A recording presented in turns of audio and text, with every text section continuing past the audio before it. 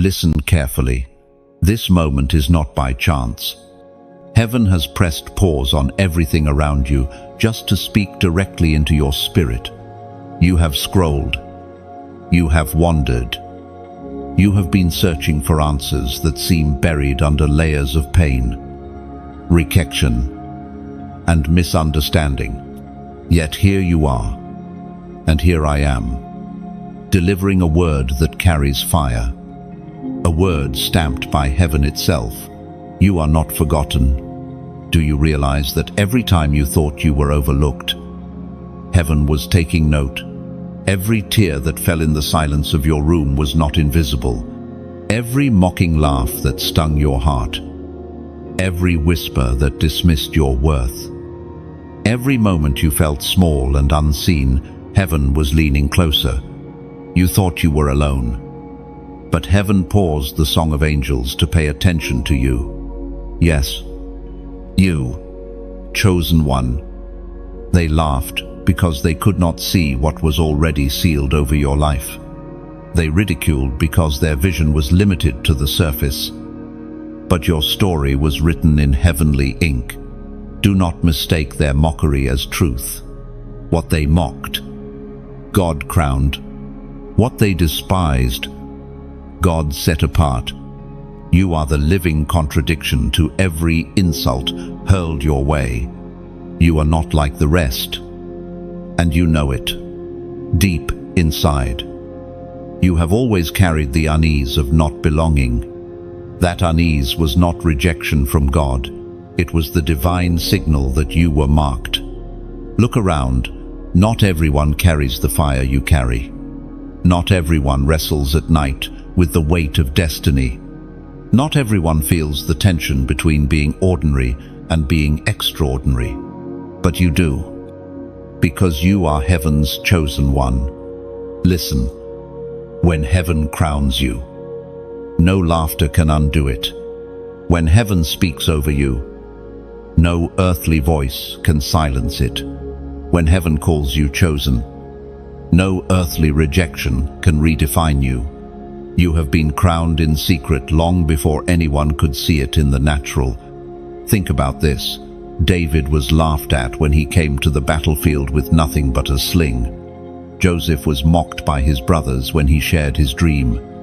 Esther was underestimated until her crown was revealed. And here you are, part of the same lineage of divine reversal. They may laugh at you now, but one day they will have no choice but to acknowledge the crown that was already placed on your head. Beloved, do not despise the laughter, for it is a sign.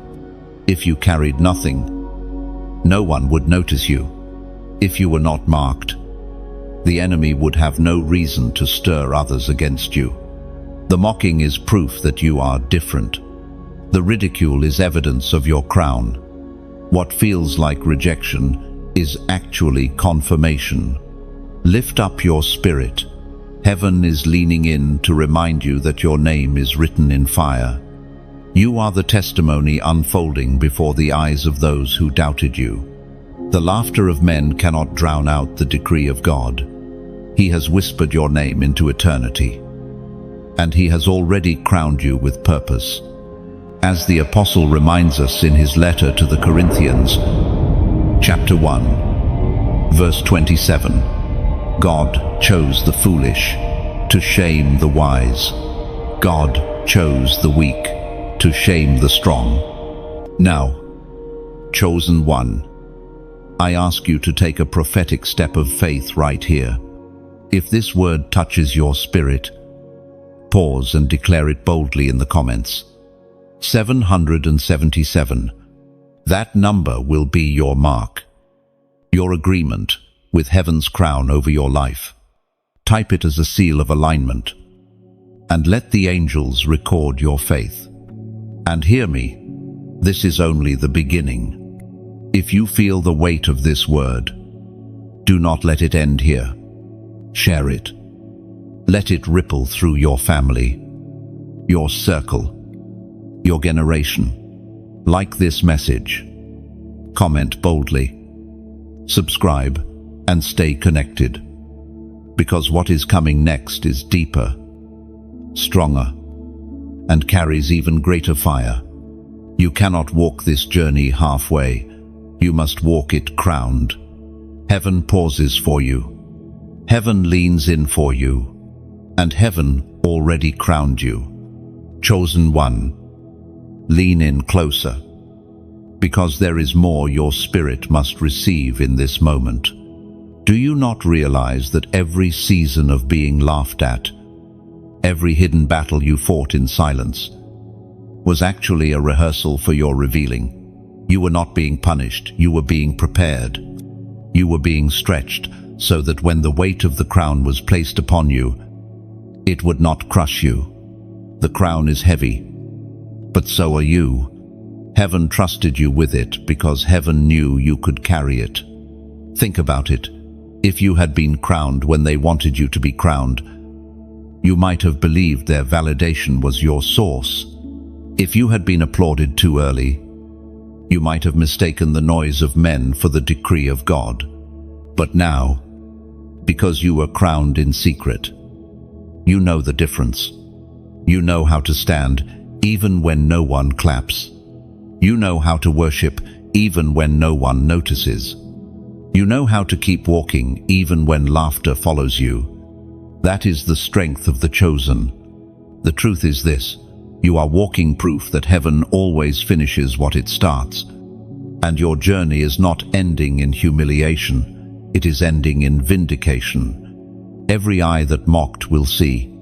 Every tongue that laughed will fall silent. And every heart that doubted will remember that you endured. They will not remember the laughter, they will remember the crown. So, beloved, lift your head. Do not lower your gaze as though you are still in chains. You are not. You are crowned. You are covered. You are chosen. You are anointed. And the sound of your rising is already echoing in the Spirit. Heaven's announcement is louder than their laughter. Heaven's decree is stronger than their denial. Heaven's crown is more radiant than their criticism. Mark this moment, yes. Write it in your heart that from this day forward, you will no longer view yourself through the lens of their rejection. You will see yourself only through the light of your crown. Heaven already spoke, and that settles it. Chosen one, the sting of rejection is something you know too well. It was never just the sound of laughter, it was the silence that followed. It was the look in their eyes when they dismissed you as though you were nothing. It was the moment you shared your dream, only to be met with ridicule instead of encouragement. These moments pierced deeper than any physical wound, and they lingered far longer than words should. You replay them at night, don't you? The conversations that seemed harmless on the surface but carried poison underneath. The whispers that were not meant for your ears but found their way into your spirit. The gestures that reminded you that you did not belong. Rejection cuts in ways applause can never heal. It carves a memory into the heart, and sometimes it tempts you to question whether you were ever truly chosen at all. But hear this truth: rejection is not proof of your absence from God's plan, it is proof of your presence in it.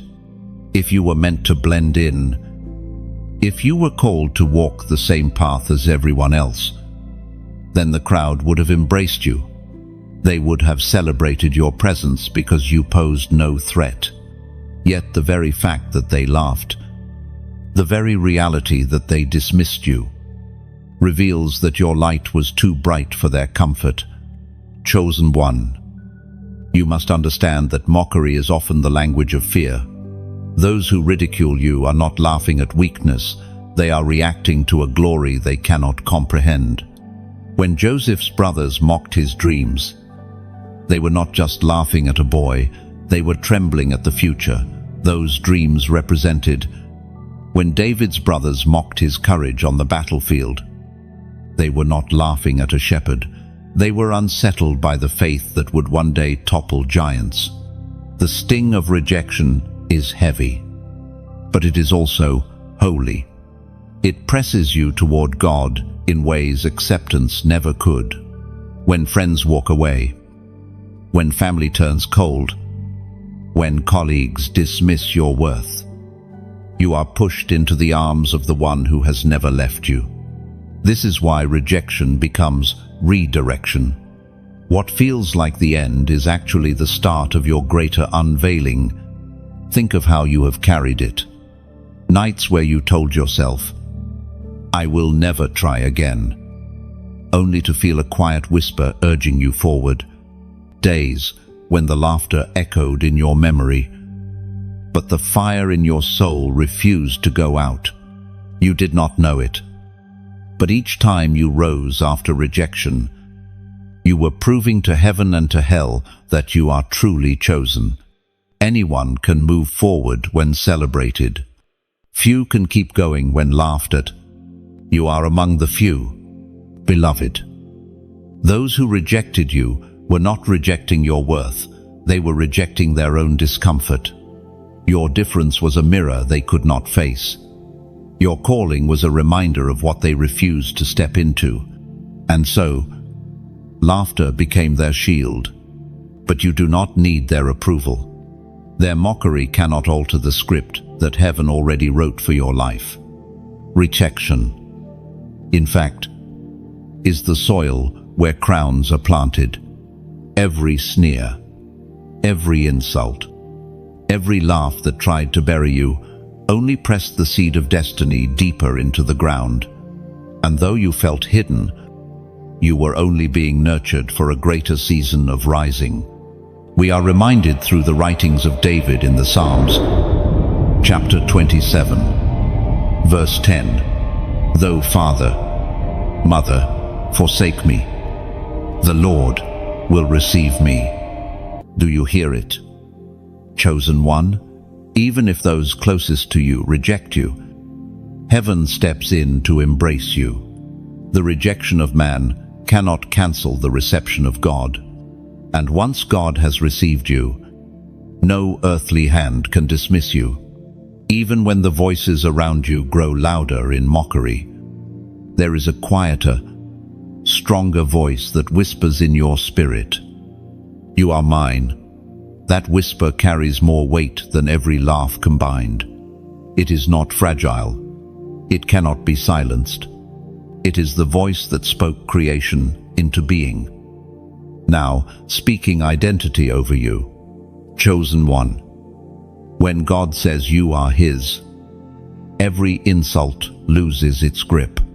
No rejection has the authority to erase that divine claim. You may have been turned away from tables you thought were meant for you, but heaven never designed your destiny to be dependent on those chairs. When one door closes, it is because the hand of God is guiding you toward another. The rejection you faced was not abandonment, it was preservation. Heaven knew that sitting at their table would diminish your fire. Instead, you are being prepared for a greater banquet where you belong at the head. Look at your scars. Chosen one. They are not proof of weakness, they are proof of survival. Each rejection that should have broken you instead revealed your endurance. You carry within you a resilience that frightens the enemy because he expected you to quit, but you did not. And that refusal to surrender is why the crown rests on your head. Heaven crowns the ones who keep walking when others stop, who keep believing when others give up. Rejection often feels like subtraction, but in the kingdom of heaven, it is multiplication. For every person who turned away, heaven multiplied grace. For every friend who left, heaven added angelic protection. For every opportunity denied, heaven opened one you could not have imagined. This is why your story is not defined by who rejected you, but by the one who received you. You are not the abandoned one, you are the accepted one, chosen and crowned.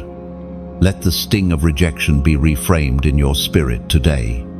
Do not see it as a mark of shame, but as the very evidence that you are chosen. For the crown does not rest on those who bow to the crowd.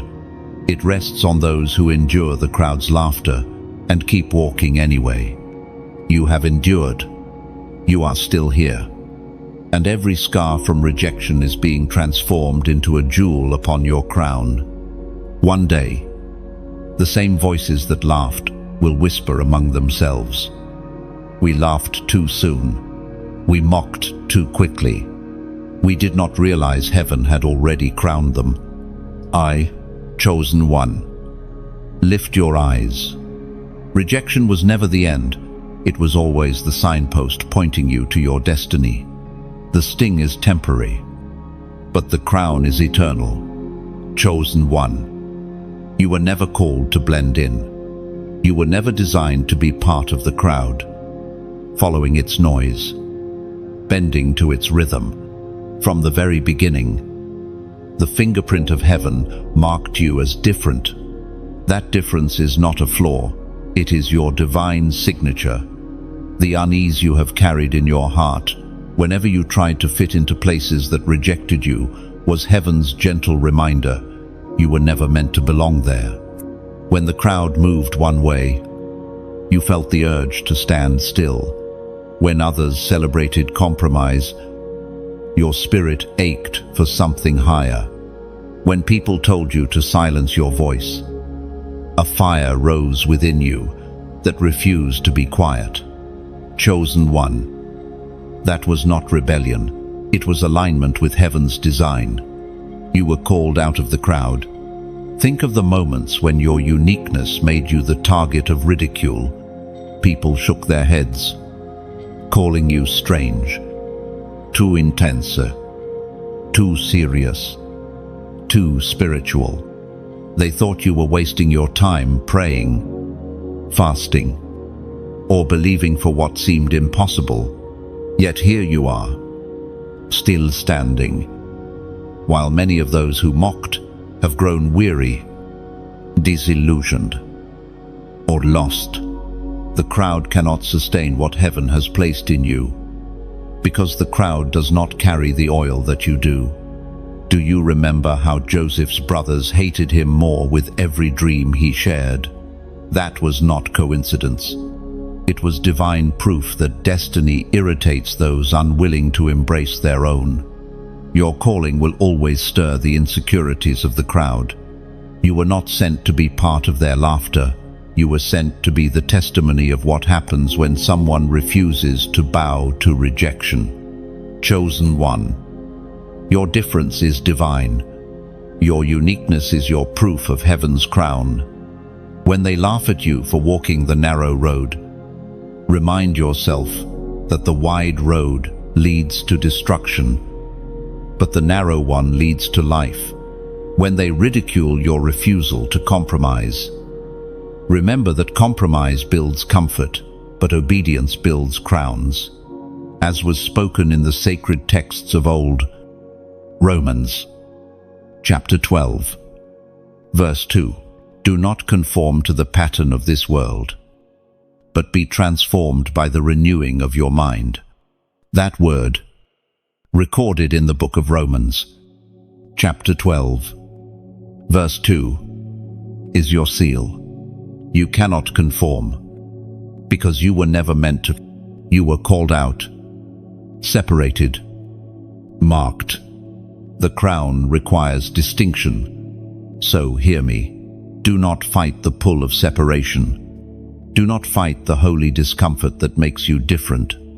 Embrace it. Heaven is shaping you into the kind of vessel that cannot be mistaken for the crowd. Heaven is raising you as a beacon, a torch, a signpost to those still trapped in conformity. And yes, that means the laughter may grow louder, but so will your light. Think of this.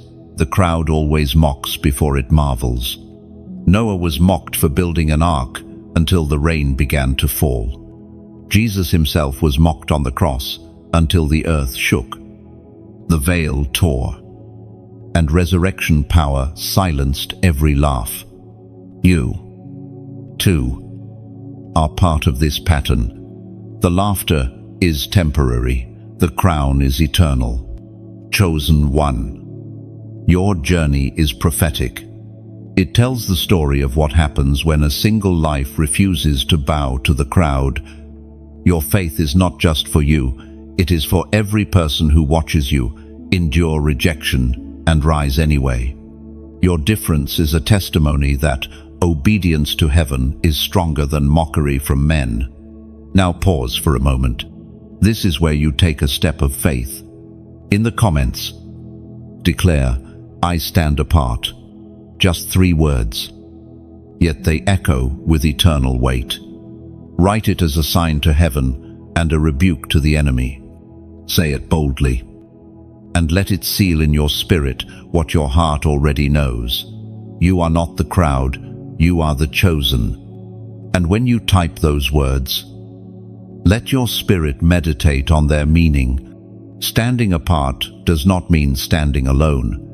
It means you are standing with heaven. And heaven never leaves its chosen ones. Standing apart means you are stepping into alignment with your crown. No longer chasing the fleeting approval of men, but anchored in the eternal applause of angels. Beloved, there is a cost to being chosen. It is the cost of being misunderstood, of being mocked, of being rejected. But there is also a reward, and that reward is the crown that never fades, the crown that cannot be mocked, the crown that shines brighter than laughter could ever dim. So lift your head, chosen one. You are not abandoned, you are appointed. You are not rejected, you are resurrected. You are not the crowd, you are the crown. And your difference is your divine evidence. Chosen one. The mockery you endured was never random. The voices that sneered, the smirks that cut like knives, the whispers spoken behind your back, all of them were responses to something far greater than what people could see. What they laughed at was not weakness. What unsettled them was the unseen power resting upon you. The enemy has always used ridicule as a weapon, not because you are small, but because he fears the magnitude of what you carry. Darkness trembles at light. And you, chosen one, are a light. Your very presence exposes hidden things. When you enter a room, even in silence, people sense something different. Some cannot explain it, and so they cover their discomfort with laughter. Others feel the weight of conviction, but instead of admitting it, they push it away with mocking words. Their laughter is not proof of your insignificance. It is a sign that your anointing unsettles the darkness within them. Think of David when he stepped onto the battlefield. Goliath mocked him, not because he was strong, but because Goliath was terrified of what David represented. A boy with faith was more dangerous than an army without it. The enemy always ridicules what he fears. Joseph's brothers laughed because his dreams reminded them of what they refused to believe for themselves. Nehemiah was mocked when he rebuilt the wall, but his critics were powerless to stop the work of God. Even Jesus was ridiculed as he healed the sick, raised the dead, and forgave sins because darkness cannot tolerate light. Chosen one, when people laugh at you, do not mistake it for weakness. Laughter often disguises fear. When the enemy cannot touch your crown, he tries to touch your confidence.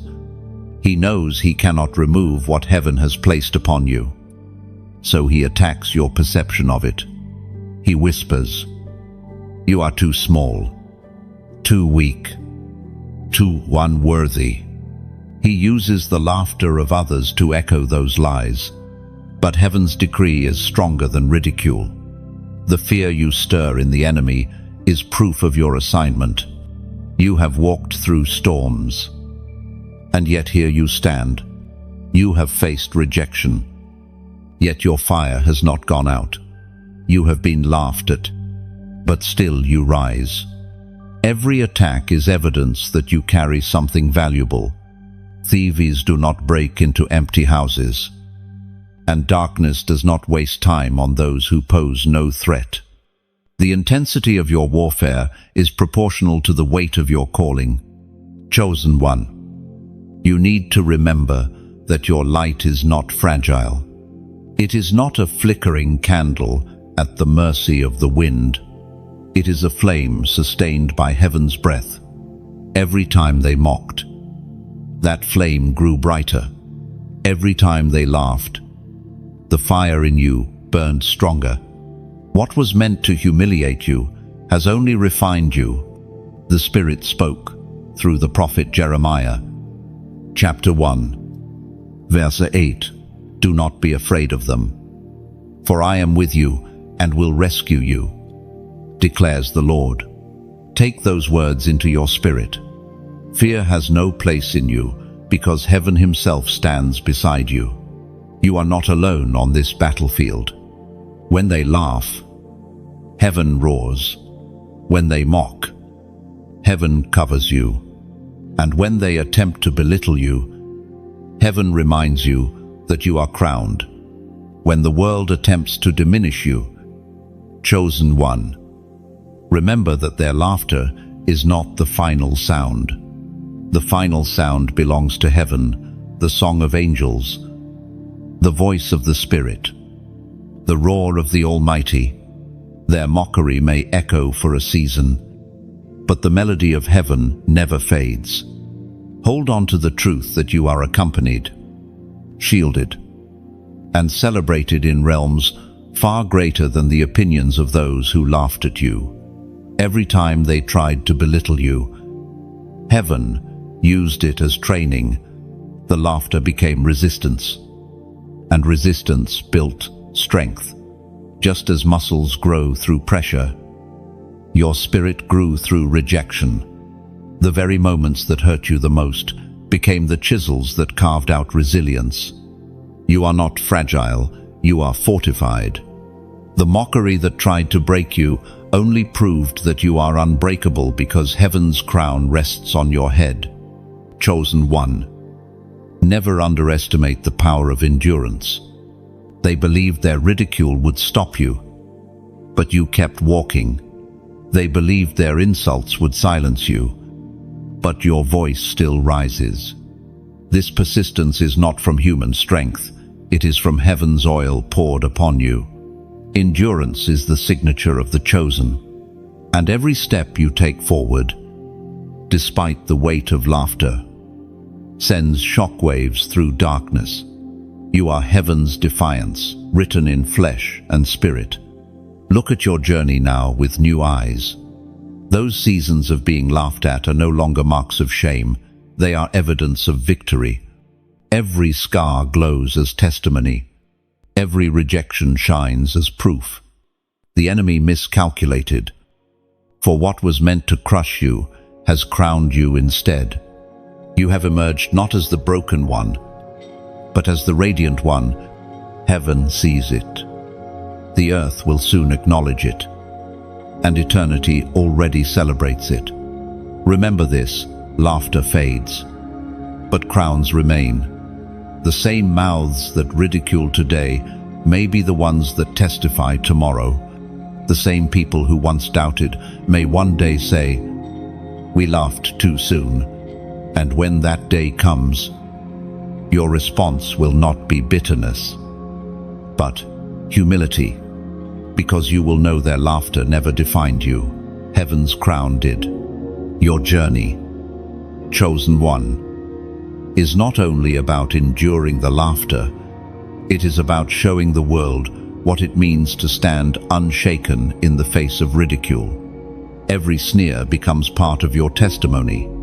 Every whisper becomes a reminder that you were strong enough to walk through fire and still shine. Heaven writes your story with ink that mockery cannot erase. So stand tall. Even when their voices grow loud, stand tall. Even when you are misunderstood, stand tall. Even when you walk into rooms where your difference makes you the subject of jokes, stand tall, because you know what they do not. The crown is already yours. They see only the surface, but heaven sees the oil dripping from your head. Chosen one. The laughter you endured was a weapon, but it failed. It tried to wound you, but instead it revealed your strength. It tried to silence you, but it only amplified your calling. It tried to bury you, but it only planted you deeper into the soil of destiny. And now, you are rising, stronger than before, with scars that shine as proof of your resilience. The enemy fears you because you carry light. The darkness trembles because you refuse to bow. And heaven rejoices, because every time you stand in the face of laughter, you prove that the crown cannot be shaken. Beloved, let this truth settle deep in your heart. What they laughed at yesterday, they will respect tomorrow. And through it all, heaven's crown remains unshaken upon your head. Chosen one. There is something powerful hidden in plain sight. While the crowd underestimated you, heaven had already set you apart. You looked ordinary to them, but in the secret realm, your name was written in fire. They thought you were insignificant, but heaven had already prepared a table for you in the presence of your enemies. This is the mystery of being chosen. You are hidden, but never forgotten. You are overlooked by men, but spotlighted by heaven. Think of David in the fields, tending sheep. No one invited him to the ceremony when Samuel came to anoint a king. To everyone else, he was just the youngest, the least likely, the boy who didn't matter. Yet in heaven's eyes, he was already crowned, hidden in plain sight, carrying oil the crowd could not see. You, too, are David in the fields.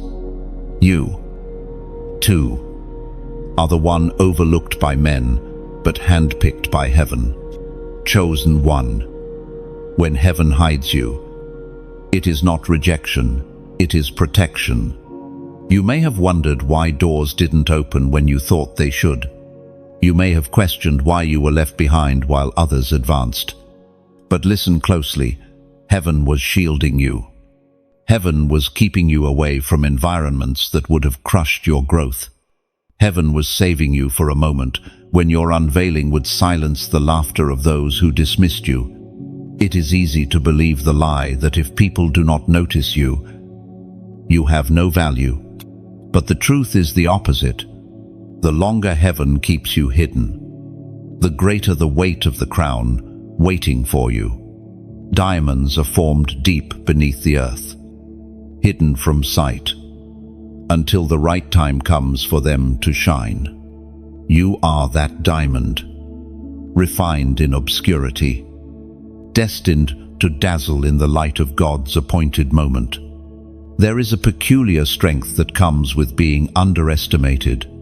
Every time they laughed at you, heaven whispered, "They do not know what I know." Every time they dismissed your worth, heaven said, "They cannot see what I see." The underestimation of men only amplifies the vindication of God. For when He reveals what He has always placed within you, there will be no doubt that the crown was never from man's hand. It was always from heaven's. Beloved, your hiddenness is not wasted. It is the soil where miracles germinate. It is the womb where purpose matures. And when the time comes for your unveiling, those who laughed will witness the glory of God resting upon you. They will remember their words, and they will realize their mockery was misplaced.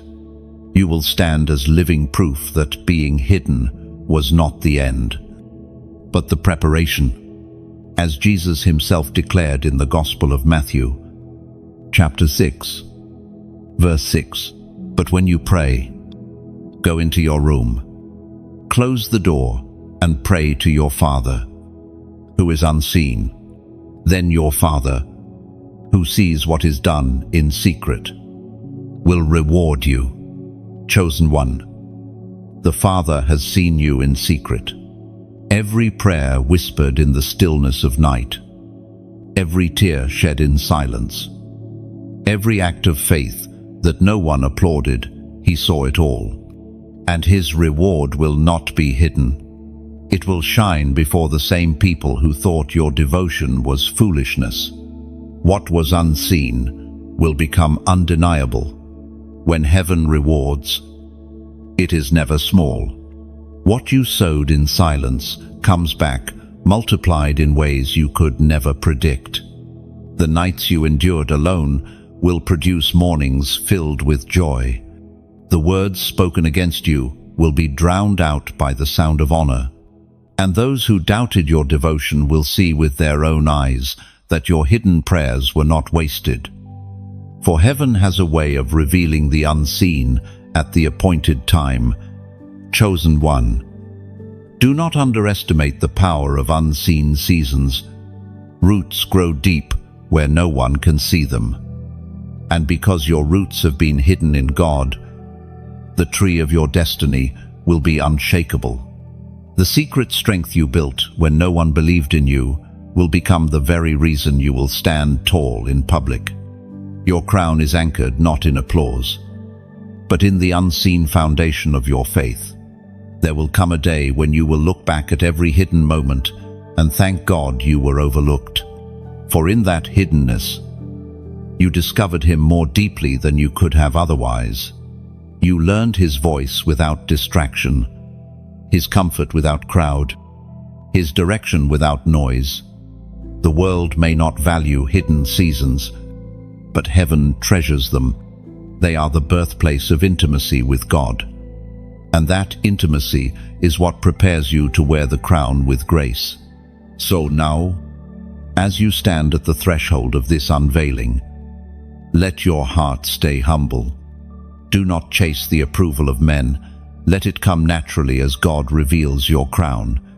But also, do not be afraid to let your light shine. The days of silence are giving way to days of testimony.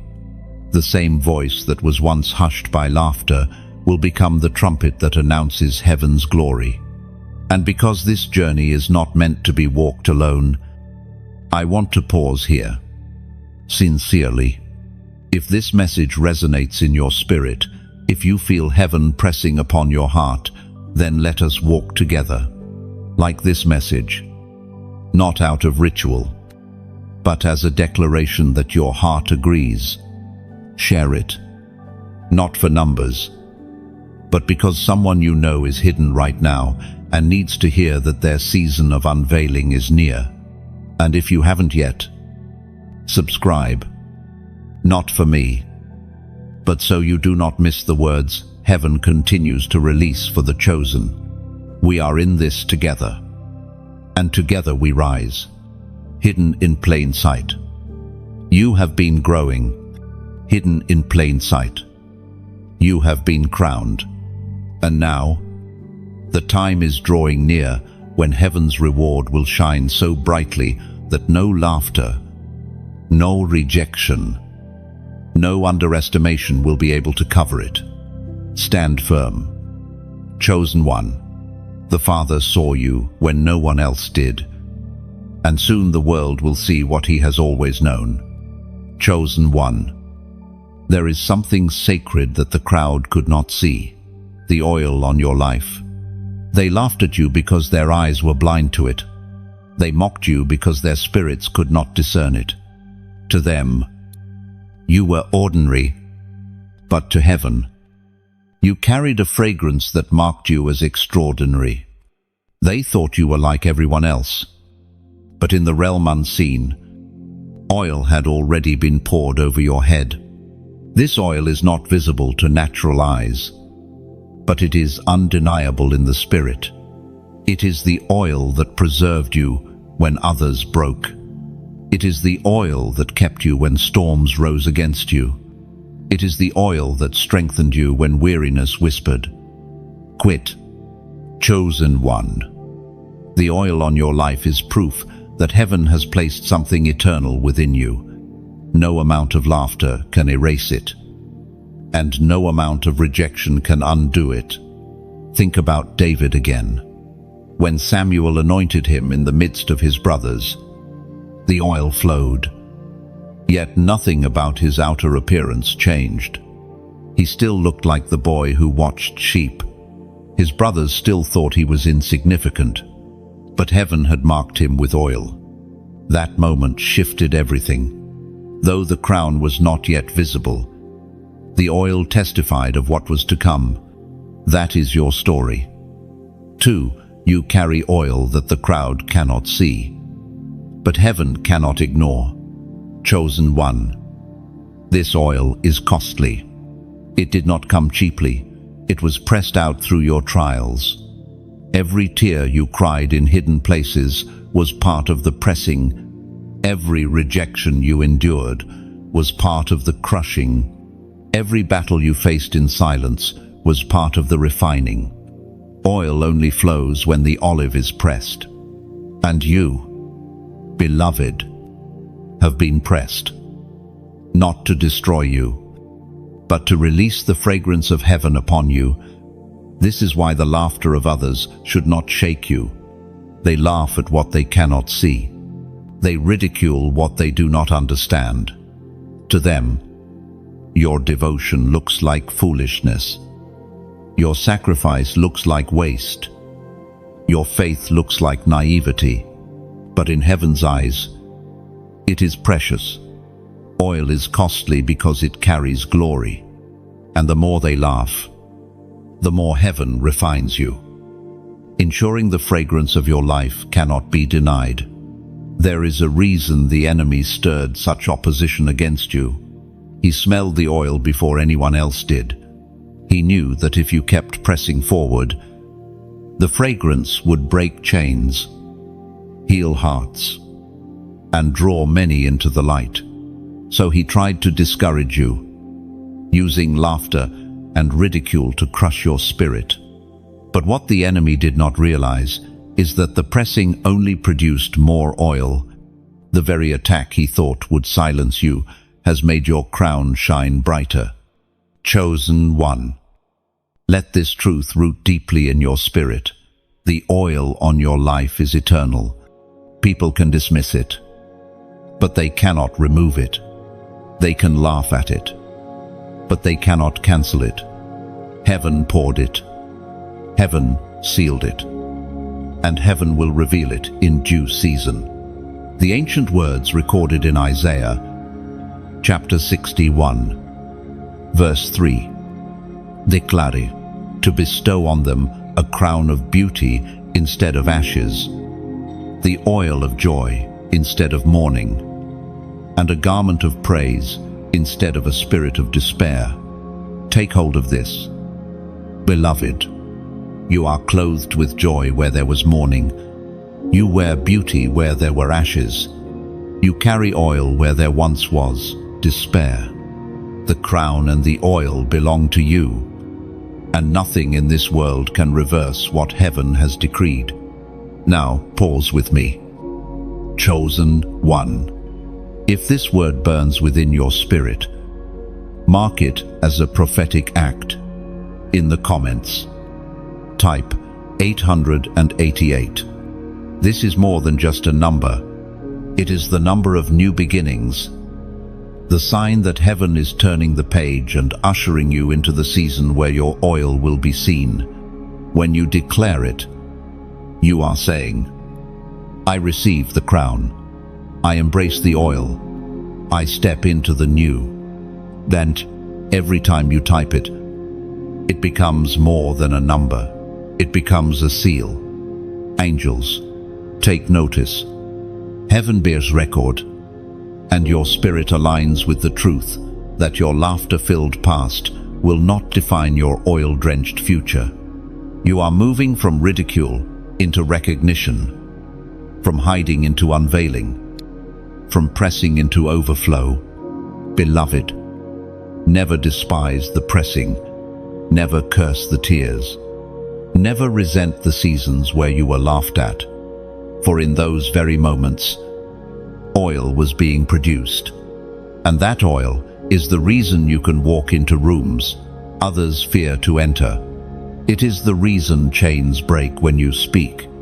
It is the reason your life carries weight beyond explanation. They did not see it, but heaven did. They may still laugh, but soon they will see. The fragrance cannot stay hidden forever. Oil cannot be silenced. Crowns cannot be erased. You are anointed. You are chosen. You are crowned. And when the unveiling comes, you will not boast in yourself. You will boast in the one who chose you when no one else did, who poured oil on you when everyone else turned away. You will testify not of your strength, but of his faithfulness. And in that testimony, the same people who once laughed may find the courage to believe. Stand tall. Chosen one, the oil is on you. The crown is over you, and heaven's approval is with you. What they laughed at yesterday will shine tomorrow. Your life is not defined by ridicule, it is defined by the anointing of heaven. Chosen one. Every tear you shed has been recorded. Not one has fallen unnoticed. While others laughed at you, heaven bent down to catch every drop. While they dismissed your pain, the throne of God leaned closer to honor it. You thought those nights of weeping were wasted, that the pillow soaked with sorrow was evidence of weakness. But in truth, those tears became a silent prayer, rising as incense before the one who never ignores his chosen. Every drop carries weight. The world treats tears as nothing salt and water, quickly wiped away and forgotten. But in heaven, each tear is preserved. They are testimonies written in liquid, declarations of faith uttered without words. When you wept, you were not falling apart. You were sowing seeds. And those seeds, chosen one, will one day blossom into a harvest of joy so vast that you will look back at your tears and say, they were worth it. No, we are reminded through the writings of David in the Psalms, chapter 56, verse 8, record my misery, list my tears on your scroll. Are they not in your record? Do you see it? Beloved, God himself records your sorrow. The King of the universe holds account of every tear you cried. They are not lost. They are not wasted. They are not meaningless. Heaven has written them down in books, kept them as evidence, treasured them as proof of your endurance. And one day, those same records will speak in your defense, testifying that you stood, that you endured, that you remained faithful even when laughter tried to break you. Chosen one, your tears are not weakness, they are worship. They prove that when your heart broke, you still turned toward God. They prove that when you could have hardened yourself in anger, you chose surrender instead. They prove that your love for him outweighed the rejection of men. That is why your tears carry more power than the insults of those who mocked you. Their laughter fades, but your tears endure before heaven. Remember the moments when no one saw your pain. You smiled during the day, but at night the tears fell. People thought you were strong because you kept going, but they never knew the cost. Only heaven knew, only heaven watched, and only heaven has the authority to reward what others never even noticed. That is why the reward awaiting you will shock many, for it will be disproportionate to what they thought you endured. Consider the life of Hannah. She wept in the temple, misunderstood even by the priest. She had no words, only tears. Yet those tears gave birth to Samuel, a prophet who changed the course of Israel. Your tears, chosen one, carry that same prophetic power. They are birthing something greater than you realize. Every drop is watering a promise. Every sigh is midwifing a destiny. You may not see the fruit yet, but the roots are deep, and the harvest is certain. Do not despise your weeping seasons. They are holy ground. You encountered God in ways laughter could never teach you. In your tears, you discovered His nearness. In your sorrow, you touched His heart. And in your weakness, you felt His strength wrap around you like a cloak. The intimacy you found in those moments cannot be bought, cannot be taught, cannot be imitated. It was birthed in the sacred exchange of pain for presence. Chosen one, you may feel that the tears defined you. That sorrow has become the title over your life. But hear me clearly. Sorrow is not the end of your story. Tears may last for the night, but joy comes in the morning. That morning is approaching. The laughter of others will be silenced, and the joy of heaven will erupt like the rising sun. You will not cry forever. You will not weep endlessly. The time of rejoicing is already written into your story. The tears you shed also purified you. They washed away pride. They softened your heart. They refined your faith. You are not the same person you were before you wept. You are stronger, gentler, more compassionate. You see others differently now, because you know the silent weight of pain. You carry empathy that cannot be faked, born from the well of your own sorrow. And that empathy is part of your crown. Chosen one, your tears gave birth to authority. Authority to pray with power. Authority to intercede with depth. Authority to comfort others with words that carry weight. Those who never cried cannot comfort as you can. Those who never endured cannot speak as you can. Your tears have given you language that penetrates hearts. They have given you oil that flows when you speak. They have given you authority that makes darkness tremble. So do not be ashamed of them. Lift your head and know, heaven treasures what the world dismisses. You are richer than you realize, for your treasury is filled with tears recorded in God's book. One day, you will see the harvest, and you will understand why every night of weeping mattered. One day, you will walk in the fullness of joy, and the weight of those tears will be transformed into the weight of glory. Until then, hold this truth close. You were never alone in your weeping. You were never abandoned in your sorrow.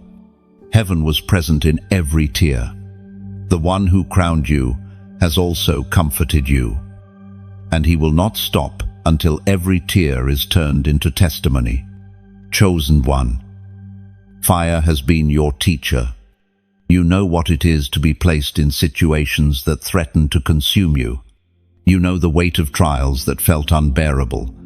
And yet, here you stand, not consumed, not destroyed, but refined. The fire did not end you, it shaped you. The very trials meant to break you forged something unshakable inside you, while others laughed at your struggle. Heaven watched as your strength was born. There is a mystery in fire. It reveals what cannot be seen in ordinary times. Gold looks ordinary until it is placed in the furnace, where the impurities rise to the surface and the true value is revealed. You are that gold. Chosen one. The fire you endured exposed what others could not see: the depth of your faith, the resilience of your spirit, the unyielding determination that laughter could not extinguish. Every hardship has been preparation. When you faced rejection, you learned perseverance. When you endured betrayal, you learned discernment. When you walked through loss, you discovered compassion. The fire was not random, it was intentional. Heaven does not waste anything. What seemed like chaos was actually choreography. Every trial was arranged to craft you into a vessel strong enough to carry the crown already placed upon your head. Do you remember the times you thought, "I cannot survive this," and yet you did? You thought the fire would consume you, but instead it refined you.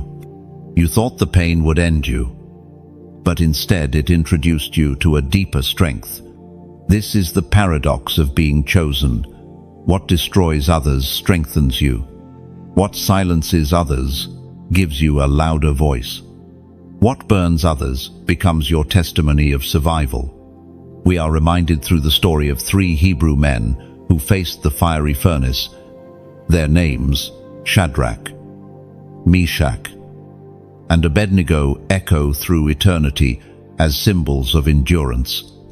The fire was heated 7 times hotter, yet they walked inside it unharmed. Why? Because another stood with them. Chosen one. That same presence has been with you in your furnace. When the flames rose, you were not alone. When the laughter of others mocked your suffering, heaven stood in the fire beside you. The voice of God thundered in the book of Isaiah, chapter 43, verse 2. When you walk through the fire, you will not be burned. The flames will not set you ablaze. This word is not poetry, it is your reality. The fire tested you, but it did not claim you. The flames surrounded you, but they did not consume you. Why? Because you are crowned, and crowns are not burned. Oil does not vanish in heat, it only glows brighter. That is why, through every trial, you have emerged, not weaker, but stronger, chosen one. You carry the fragrance of fire, not the stench of ashes, but the aroma of resilience. When people encounter you, they sense it, even if they cannot name it. They see a strength in your eyes, a weight in your words, a depth in your presence. That depth was not bought cheaply. It was forged in the furnace. And though they laughed at your struggles, they cannot laugh at your survival. Think carefully. Your trials have qualified you for places laughter could never disqualify you from. Heaven uses fire to prepare vessels for greater glory. You are now stronger than you realize, more prepared than you feel, more resilient than you know. The enemy thought the fire would finish you, but instead, it finished his hold on you. It burned away fear. It consumed doubt. It purified your vision. Your scars tell the story. They are not marks of shame, they are marks of victory. Each one testifies, I went through fire, but I came out alive. And not only alive, but stronger, bolder, crowned.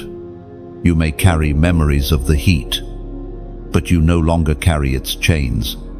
The fire freed you. Chosen one. This is why heaven trusted you with the crown. Others may have desired it, but they could not endure the fire required to carry it. You endured. You did not run from the furnace. You walked through it, and you discovered that the presence of God is closest when the flames are hottest. That revelation alone sets you apart. And so, when they laughed at you in your trials, they mocked too soon. They thought the fire would destroy you. But heaven already knew the fire would reveal you. The laughter of men is shallow, compared to the testimony of one who has walked through fire and emerged unbroken.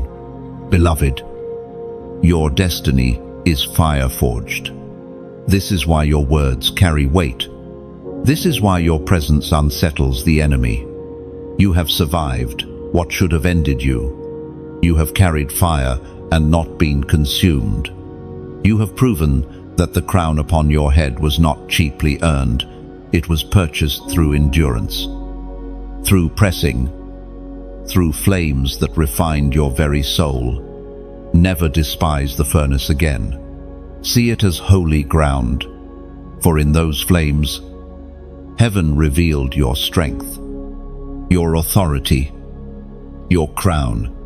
You are not fragile, you are forged. You are not breakable, you are built. You are not ordinary, you are chosen. And the fire that once threatened you has now testified on your behalf. You are unstoppable. So, walk forward, chosen one. With your head lifted high, let them remember the laughter. But let them also see the fire. Let them realize that what was meant to end you has instead crowned you. And let them witness the truth. Heaven's chosen ones are not destroyed by fire, they are revealed by it. Chosen one. The silence of heaven has always been the heaviest burden. It is one thing to be laughed at by men, but it is another to feel as though heaven itself has turned quiet. You prayed, yet the skies seemed closed. You cried out, yet no answer came. The silence felt like abandonment. The weight of unanswered prayers pressed on your soul until you wondered if perhaps the mockery of others was right. Maybe you truly were forgotten. But, beloved, heaven's silence is never heaven's absence. What felt like distance was often preparation. The silence was not a sign of rejection, but a strategy of timing. When God seems quiet, He is not ignoring you, He is writing something greater than you could yet perceive. Heaven's silence is not empty.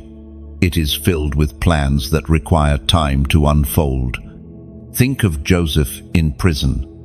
Heaven felt silent as years passed. Think of Job on his ash heap, surrounded by friends who misunderstood his pain. Think of Jesus in Gethsemane, sweating drops of blood while the Father remained silent. Yet in every case, silence was the womb of glory. Joseph was being prepared to rule. Job was being refined for restoration. And Jesus was being strengthened for resurrection. Your silence. 2. Carry purpose. Chosen one. The silence is a sacred test. It asks you, will you still trust when you cannot hear? Will you still believe when you cannot see? Will you still worship when there is no answer? This is the mark of the chosen. You do not serve God for His gifts. You serve Him because He is God. And when you continue in faith despite silence, heaven takes notice. The prophet Elijah spoke as recorded in the first book of Kings, chapter 19, verse 12. After earthquake, a fire. The Lord not in fire. After the fire came a gentle whisper. The gentle whisper, chosen one. That is where he was. Not in the loudness you expected, not in the dramatic displays you longed for, but in the quiet, subtle, almost imperceptible voice that requires stillness to discern. When you thought heaven was silent, God was whispering. When you felt abandoned, He was standing near, closer than you realized. Silence builds depth. It forces you to go beyond feelings and anchor yourself in faith. It teaches you that His presence is not always thunder, but sometimes stillness. It grows your roots deep, so that when the storms of mockery and ridicule rage, you are not shaken. Without silence, Faith remains shallow. With silence, faith becomes unshakable. Chosen one. The laughter of others during your silence was meant to crush you. They said, "Where is your God now? If you were truly chosen, wouldn't heaven speak?" They confused silence with abandonment. But heaven was not abandoning, it was fortifying. The silence was strengthening your endurance, building a faith that no mockery could dismantle. And now, you carry the wisdom of silence. You know how to trust when nothing makes sense. You know how to stand when answers are delayed. You know how to walk by faith, not sight. That wisdom is more precious than gold, for it is the foundation upon which your crown rests. Chosen one. Do not despise the silent seasons. They are holy. They separate the shallow from the deep, the casual from the chosen.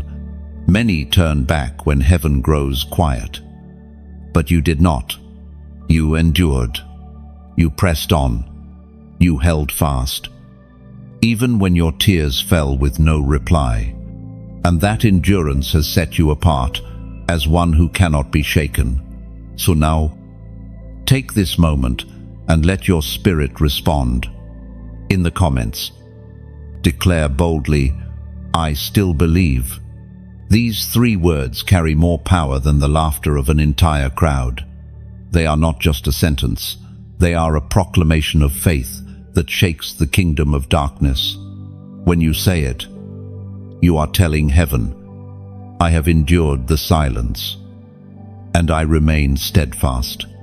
And heaven records that declaration as evidence of your loyalty. Think of what these words mean. "I still believe" is the anthem of the chosen. It is the cry of Joseph in prison, of Job in ashes, of Jesus in Gethsemane. It is the testimony of every person who endured silence and discovered that the whisper of God was worth the wait. It is your testimony too, chosen one. For despite every unanswered prayer, despite every mocking laugh, despite every moment of stillness, you still believe. And belief is the crown. Belief is what sets you apart. Belief is what transforms silence into testimony.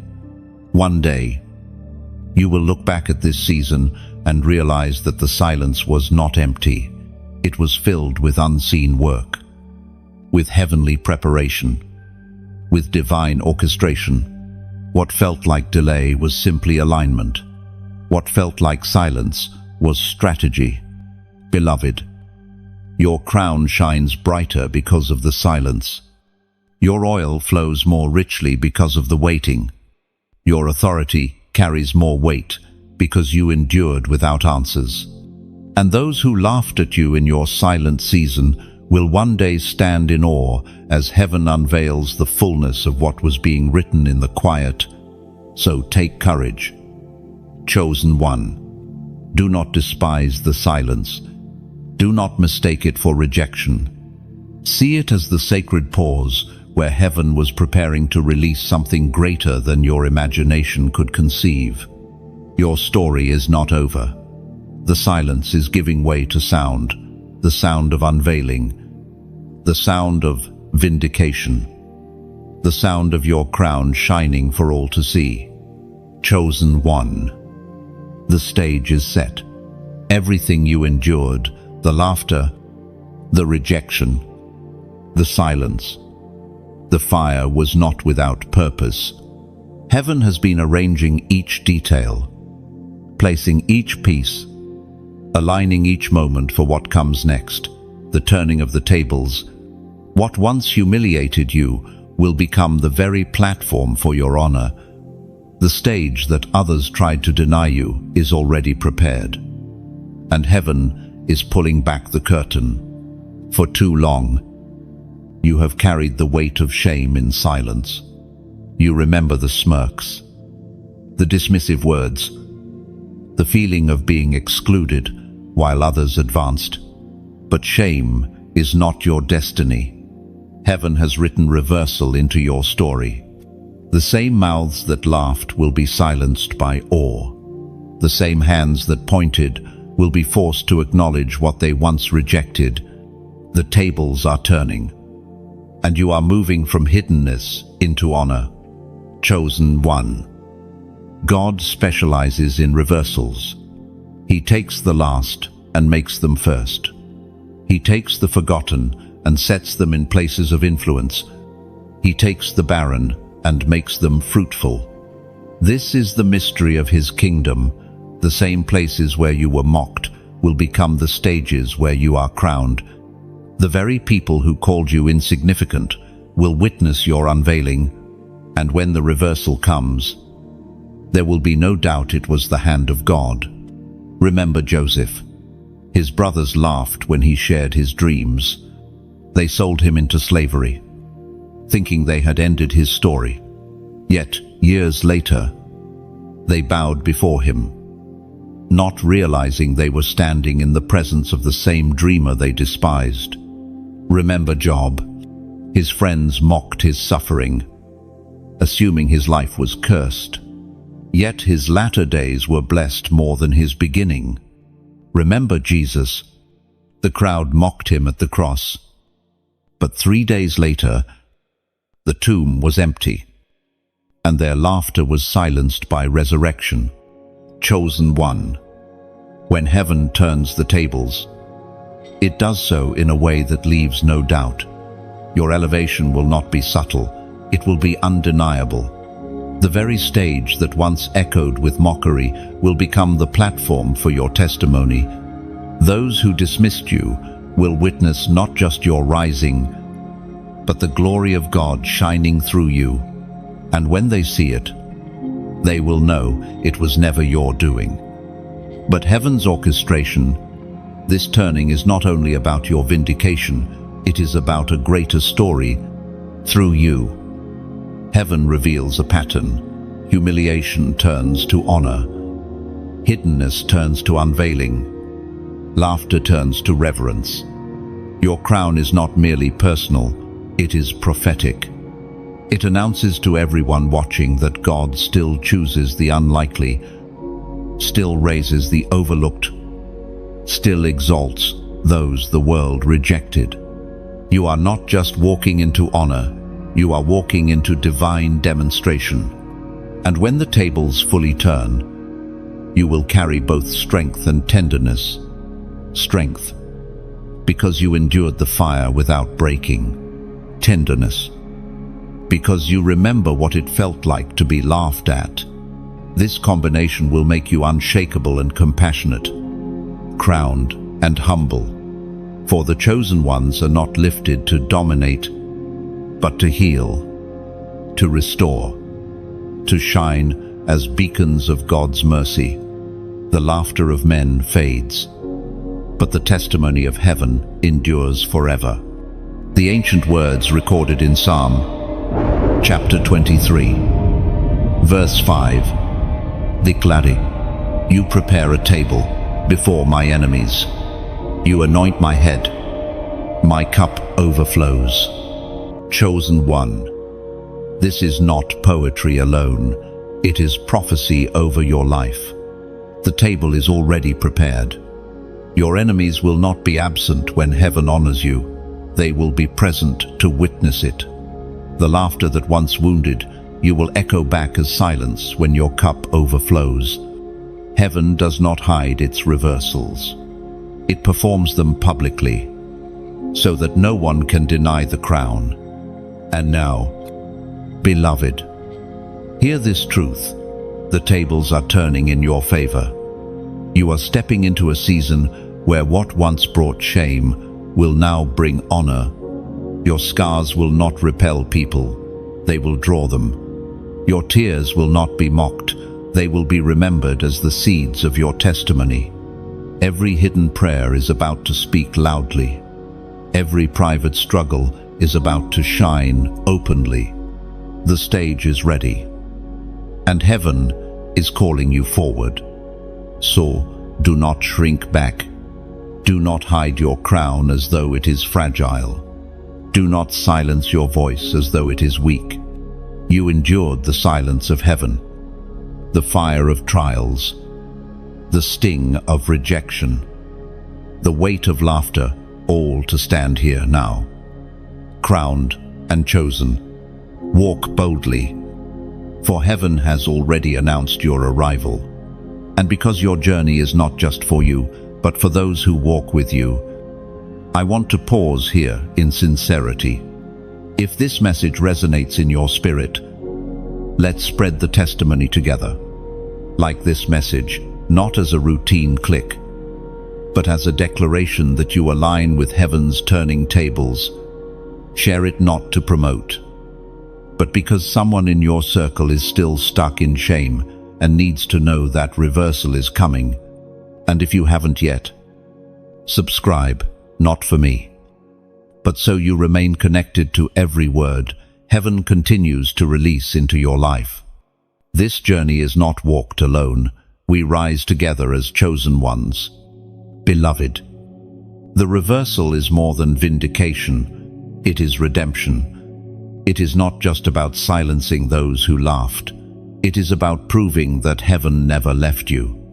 It is about demonstrating that every tear, every prayer, every trial was part of a bigger story. The tables are turning, not to make you arrogant, but to make you a living testimony of God's faithfulness. When the tables turn, remember to walk with humility. Remember to extend grace to those who mocked you. Remember that their laughter was ignorance, not final authority. You carry the oil now, and oil always flows downward to heal, to restore, to anoint others.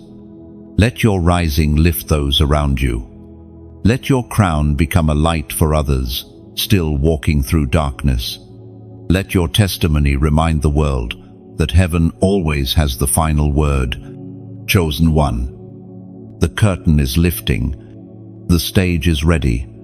The crown is shining. And your reversal is at hand. Walk boldly. Walk humbly. And walk knowing this truth. Heaven has already turned the tables in your favor. Chosen one. The memory of mockery is sharp. You can still recall the exact sound of their laughter, the way it pierced through you, the way it clung to your heart long after the moment had passed. It was not just noise, it was an attempt to redefine you. They wanted their laughter to become your identity, to trap you in the role of the ridiculed. But what they did not understand is that heaven was already writing a different ending. What they laughed at will not remain as your shame. It will become the evidence of your testimony. Laughter that once belittled you will one day become the backdrop for your story of triumph. The same way Joseph's brothers once laughed at his dreams, but later bowed before the dream fulfilled. The same way Hannah's rival mocked her barrenness, but later watched as Samuel grew in the temple.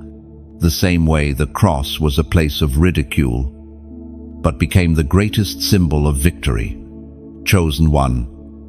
This transformation is already in motion. Every word spoken in mockery has been recorded in heaven's courtroom. Every insult has been weighed. Every laugh has been counted. And every sneer has been measured. Not one word has escaped the notice of the judge who sits enthroned. And one day, all of it will testify, not against you, but for you. It will prove that you endured, that you kept walking, that you refused to surrender your crown to their ridicule. Your testimony will not erase the laughter, it will transform it. People will look back and say, "We laughed too soon." They will remember the moments when they dismissed you, and those memories will haunt them not as condemnation, but as a reminder that heaven always crowns what men ridicule. And in that transformation, you will find healing. You will no longer carry the sting of their words. because their words will no longer define you. When heaven writes your story, even the laughter of men becomes a line in the script. What they meant as harm becomes evidence of glory. Their mocking words, once heavy chains, will turn into stepping stones for your testimony. You will stand and declare, "What was meant to break me only built me." And those who remember their laughter will be unable to deny the contrast between what they spoke and what heaven fulfilled in you. Chosen one. Healing comes not by forgetting the laughter, but by outgrowing it. One day, their words will seem small compared to the vastness of your testimony. What once echoed loudly in your ears will become faint whispers, overshadowed by the roar of heaven's faithfulness. You will not have to defend yourself. Your life will do the speaking. And in that moment, the memory of their laughter will no longer wound, it will confirm your victory. And when you walk in the fullness of your crown, your heart will not harden. You will not seek revenge, but restoration. For the chosen know that their vindication is never about shaming others, it is about revealing God's glory. You will bless even those who laughed, because your crown will carry compassion. You will extend mercy, because you know how it feels to be mocked. In this, your story will mirror the heart of Christ, who turned ridicule into redemption. The Spirit spoke through the prophet Habakkuk. Chapter 2, verse 3. For the revelation awaits an appointed time. It speaks of the end and will not prove false. Though it lingers, wait for it. It will certainly come and will not delay. Chosen one. Your testimony is an appointed revelation. It may have lingered. It may have seemed delayed, but it will not prove false. The laughter of men is temporary, but the timing of heaven is eternal. When the appointed moment comes, your life itself will speak louder than their mockery ever did. Think about it. What they laughed at was not weakness. It was prophecy. They saw a seed and dismissed it, not realizing it would grow into a tree. They saw the foundation and mocked it, not knowing a palace would rise upon it. They saw the beginning of your journey, but heaven saw the end. And when the end is revealed, the laughter will not matter, because the testimony will overshadow it. Chosen one. Your memory of being laughed at will become a weapon. When others endure the same ridicule, you will be able to tell them, "I know what that feels like, but I also know what comes next." Your scars will be their hope. Your endurance will be their encouragement. Your story will remind them that laughter does not have the final word, heaven does. Beloved, what is mocked often carries the most power. Noah's ark was mocked until the rain fell. Sarah's laughter at the promise turned into laughter of joy when Isaac was born. The disciples were mocked at Pentecost, accused of drunkenness, until the Spirit's power proved them unstoppable. The pattern is clear. Ridicule always precedes revelation. And you, chosen one, are standing in that same pattern. Do not let the memory of their laughter bind you. Instead, let it fuel you. Every insult is now a reminder that you are chosen. Every sneer is now evidence of your crown. Every word spoken against you has only added weight to the testimony heaven is crafting. When the unveiling comes, their laughter will serve as the contrast that makes your glory shine brighter. Chosen one. You are not defined by mockery, you are defined by endurance. You are not labeled by ridicule, you are labeled by heaven's decree. And soon, the memory of their laughter will no longer sting. because it will be overshadowed by the sound of heaven's applause. Hold on to this truth. Heaven wastes nothing. Not your pain. Not your tears. Not even their laughter. All of it is being woven into a testimony so powerful that it will silence every lie. And when you stand crowned before those who mocked you, you will understand why you had to endure it. Because without their laughter, the contrast of your testimony would not be as bright. Chosen one. Their mockery is being transformed into memory, and memory is becoming testimony.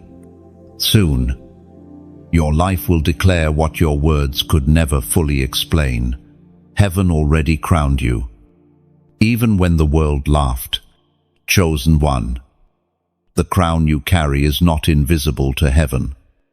Even if the world still cannot recognize it, you may have walked through seasons where your worth was mocked and your calling ignored. But you must understand, the mark of God is already upon you. The seal of heaven has been pressed into your spirit.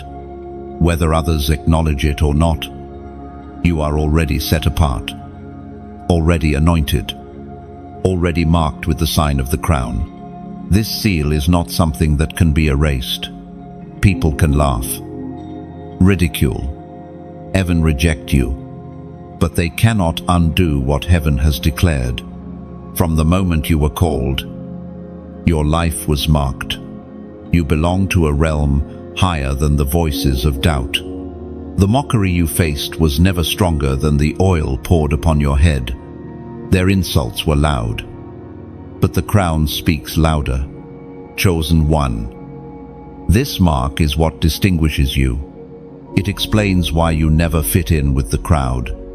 It explains why you felt out of place in environments others enjoyed. It explains why you could not force yourself into spaces that rejected you because you were not designed for them. The crown marked you as different.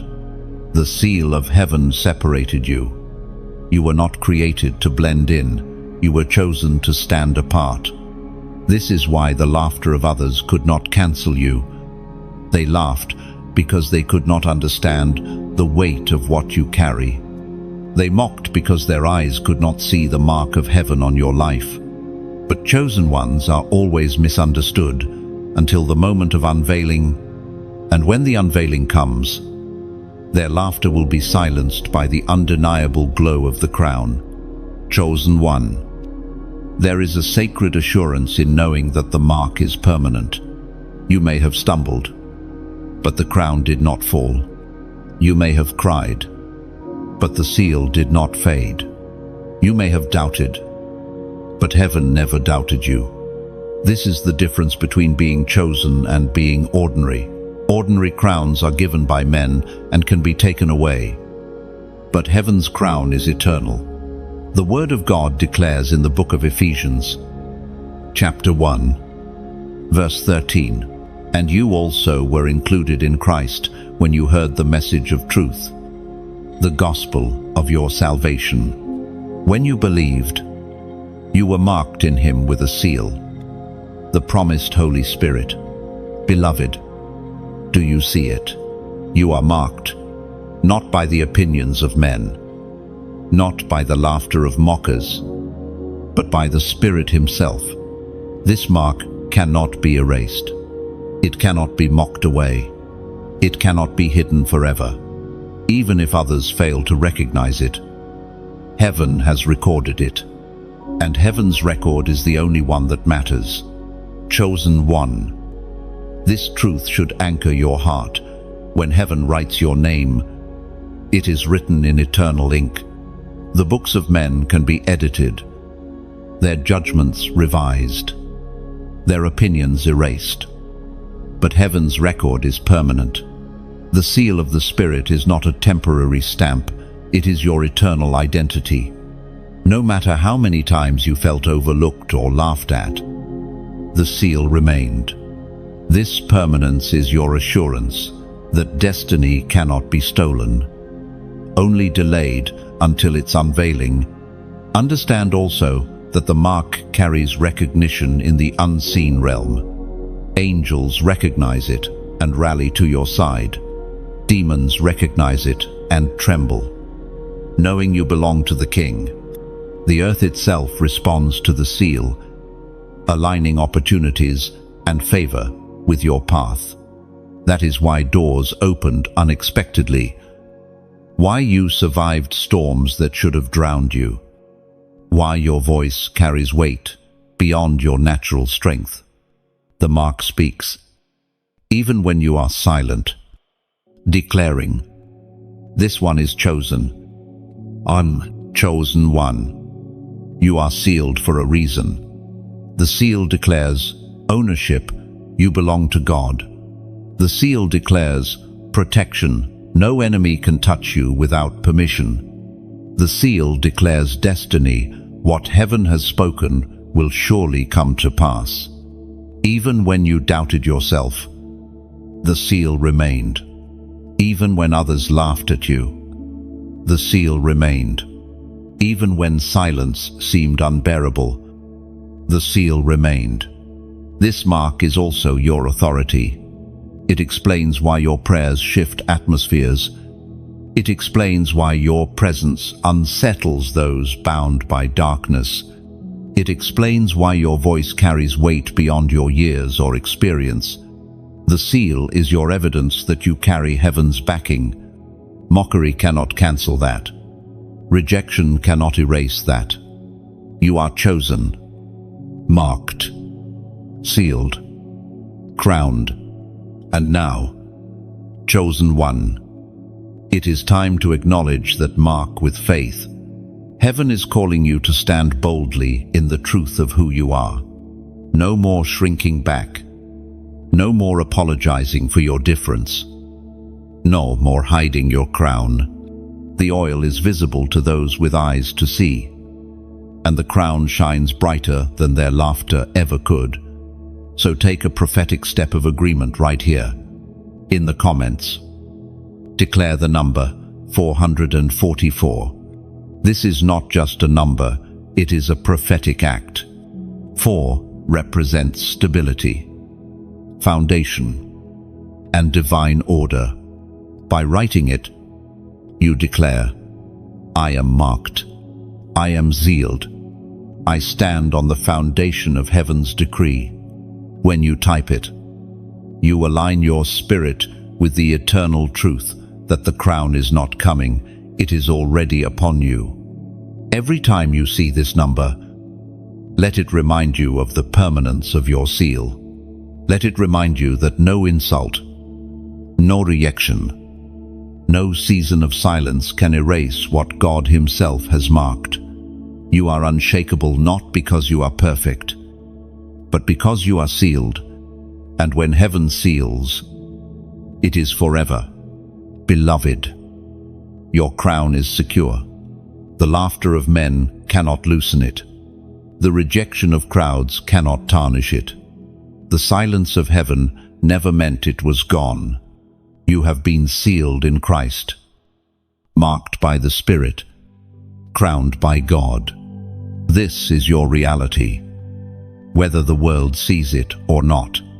So walk boldly, carry the crown with confidence, not arrogance. Live in the seal, not in the shadow of their laughter.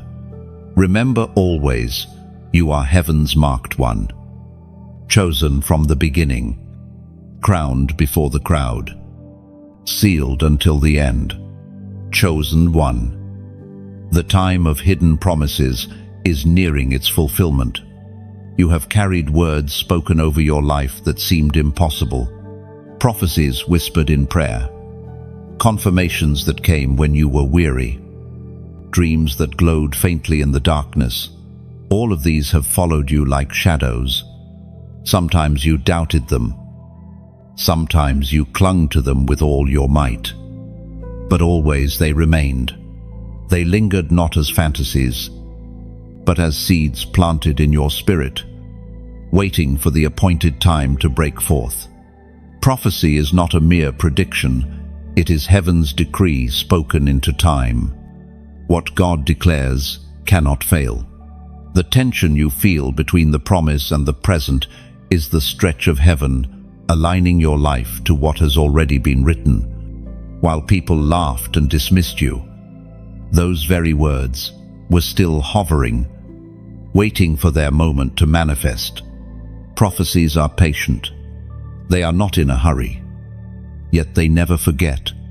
Think of Abraham, promised a son, though his body was as good as dead. Think of Israel, promised deliverance, though they languished in Egypt for 400 years. Think of Mary, promised a child by the Spirit, though she was a virgin. Every prophecy carried impossibility, but impossibility is the womb where heaven births miracles. Your life carries the same rhythm. The more impossible the promise has seemed, the more certain its fulfillment will be. For heaven delights in overturning the laughter of doubt. Chosen one, your endurance in waiting has not been wasted. Every season of delay was not denial, but preparation. Prophecy is like wine. It deepens and matures with time. You were not yet ready to carry its weight when you first heard it. The oil, the fire, the silence, the rejection, all were part of heaven's process of shaping you into a vessel strong enough to carry fulfillment. Without the pressing, the promise would have crushed you. With the pressing, the promise will crown you. It is written in the book of Habakkuk, chapter 2, verse 3, "For the vision is yet for an appointed time, but at the end it shall speak, and not lie, though it tarry. Wait for it, because it will surely come. It will not tarry." Do you see? Beloved, the vision is living. It speaks. It waits for its appointed time. And when that time comes, it cannot be stopped. The laughter of men cannot silence it. The rejection of crowds cannot cancel it. Even your own moments of doubt cannot erase it. Once spoken, heaven's word is eternal, and eternity always outlasts ridicule. Chosen one, consider the power of prophetic fulfillment. When Joseph's dream came true, it was not just about him, it was about saving nations. When Moses led Israel out of Egypt, it was not only a personal victory, it was the fulfillment of a promise made generations before. When Jesus rose from the grave, it was not only his vindication, it was the culmination of every prophecy uttered in the law and the prophets. Your fulfillment, too, will be larger than you imagine. It will ripple outward, touching lives you may never meet, influencing generations yet unborn. This is why your warfare has been intense. The enemy always wars hardest against prophecy, because prophecy is destiny in seed form. If he could discourage you enough to abandon hope, he thought he could abort the promise. But you did not surrender. You held on through tears, through silence, through fire, and now, because you endured, the seed is about to break the soil. The prophecy is about to speak. Beloved, you must understand, prophecy has its own voice. When it begins to manifest, it silences mockery. Those who laughed at you will be left speechless. Those who doubted will be astonished. Prophecy does not need your defense.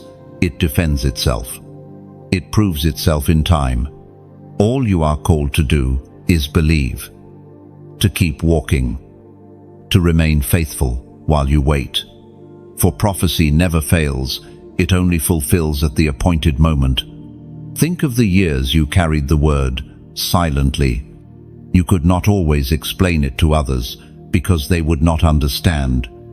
You sometimes doubted your own sanity for believing it.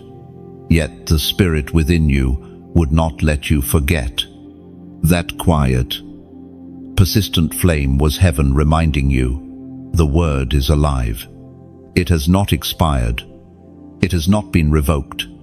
It is simply waiting. And now, chosen one, you stand on the edge of its unveiling. When the fulfillment comes, it will come suddenly. Long years of waiting will be overturned in a single season.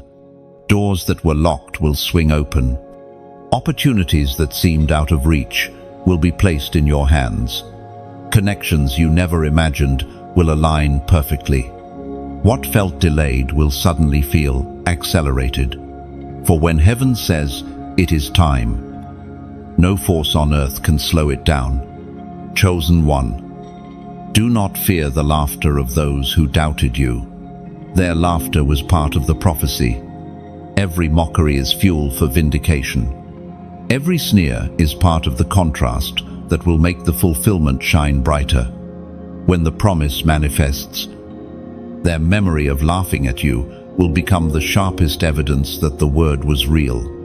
Heaven loves to turn ridicule into remembrance, so that all glory returns to God alone. And when your prophecy unfolds, walk with humility.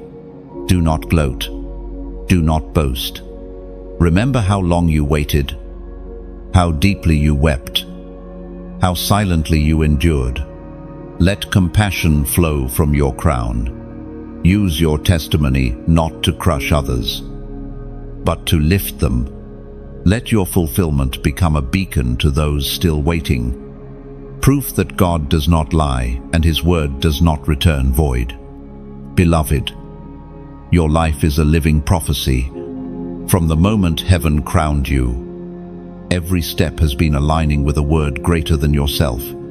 Though men laughed, though silence lingered, though fire burned, the prophecy has remained steadfast. And now, like a tree blossoming in its season, you are about to see the fruit of what was long hidden. Chosen one, let your heart be steady.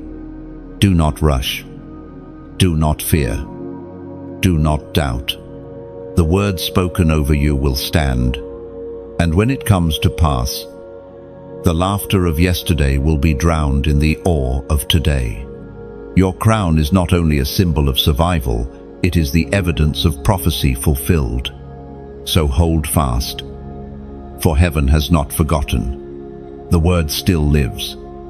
The promise still breathes. The prophecy still speaks. Soon, very soon, it will manifest before your eyes, and you will know that every moment of waiting was worth it. Chosen one, your journey has never been free of battle. From the moment heaven placed a crown upon your life, you became a target. Destiny does not arrive without resistance. The enemy does not sit idly while heaven's chosen ones rise into their calling. Every storm you faced, every whisper of doubt, every attack against your spirit was evidence of the weight of your assignment. The battle has never been about you alone. It has always been about what you carry. You are more dangerous to darkness than you realize. Your light disrupts plans. Your faith unsettles strongholds. Your persistence terrifies the adversary. That is why the warfare around your life has been so fierce. Others walked paths with little resistance, but you have faced battles that seemed relentless. Do not confuse this with weakness. The intensity of your warfare is the clearest sign of the magnitude of your calling. Heaven does not crown without cause, and the enemy does not war without fear. Consider how often the enemy has tried to silence you. Through ridicule, through betrayal, through seasons of despair.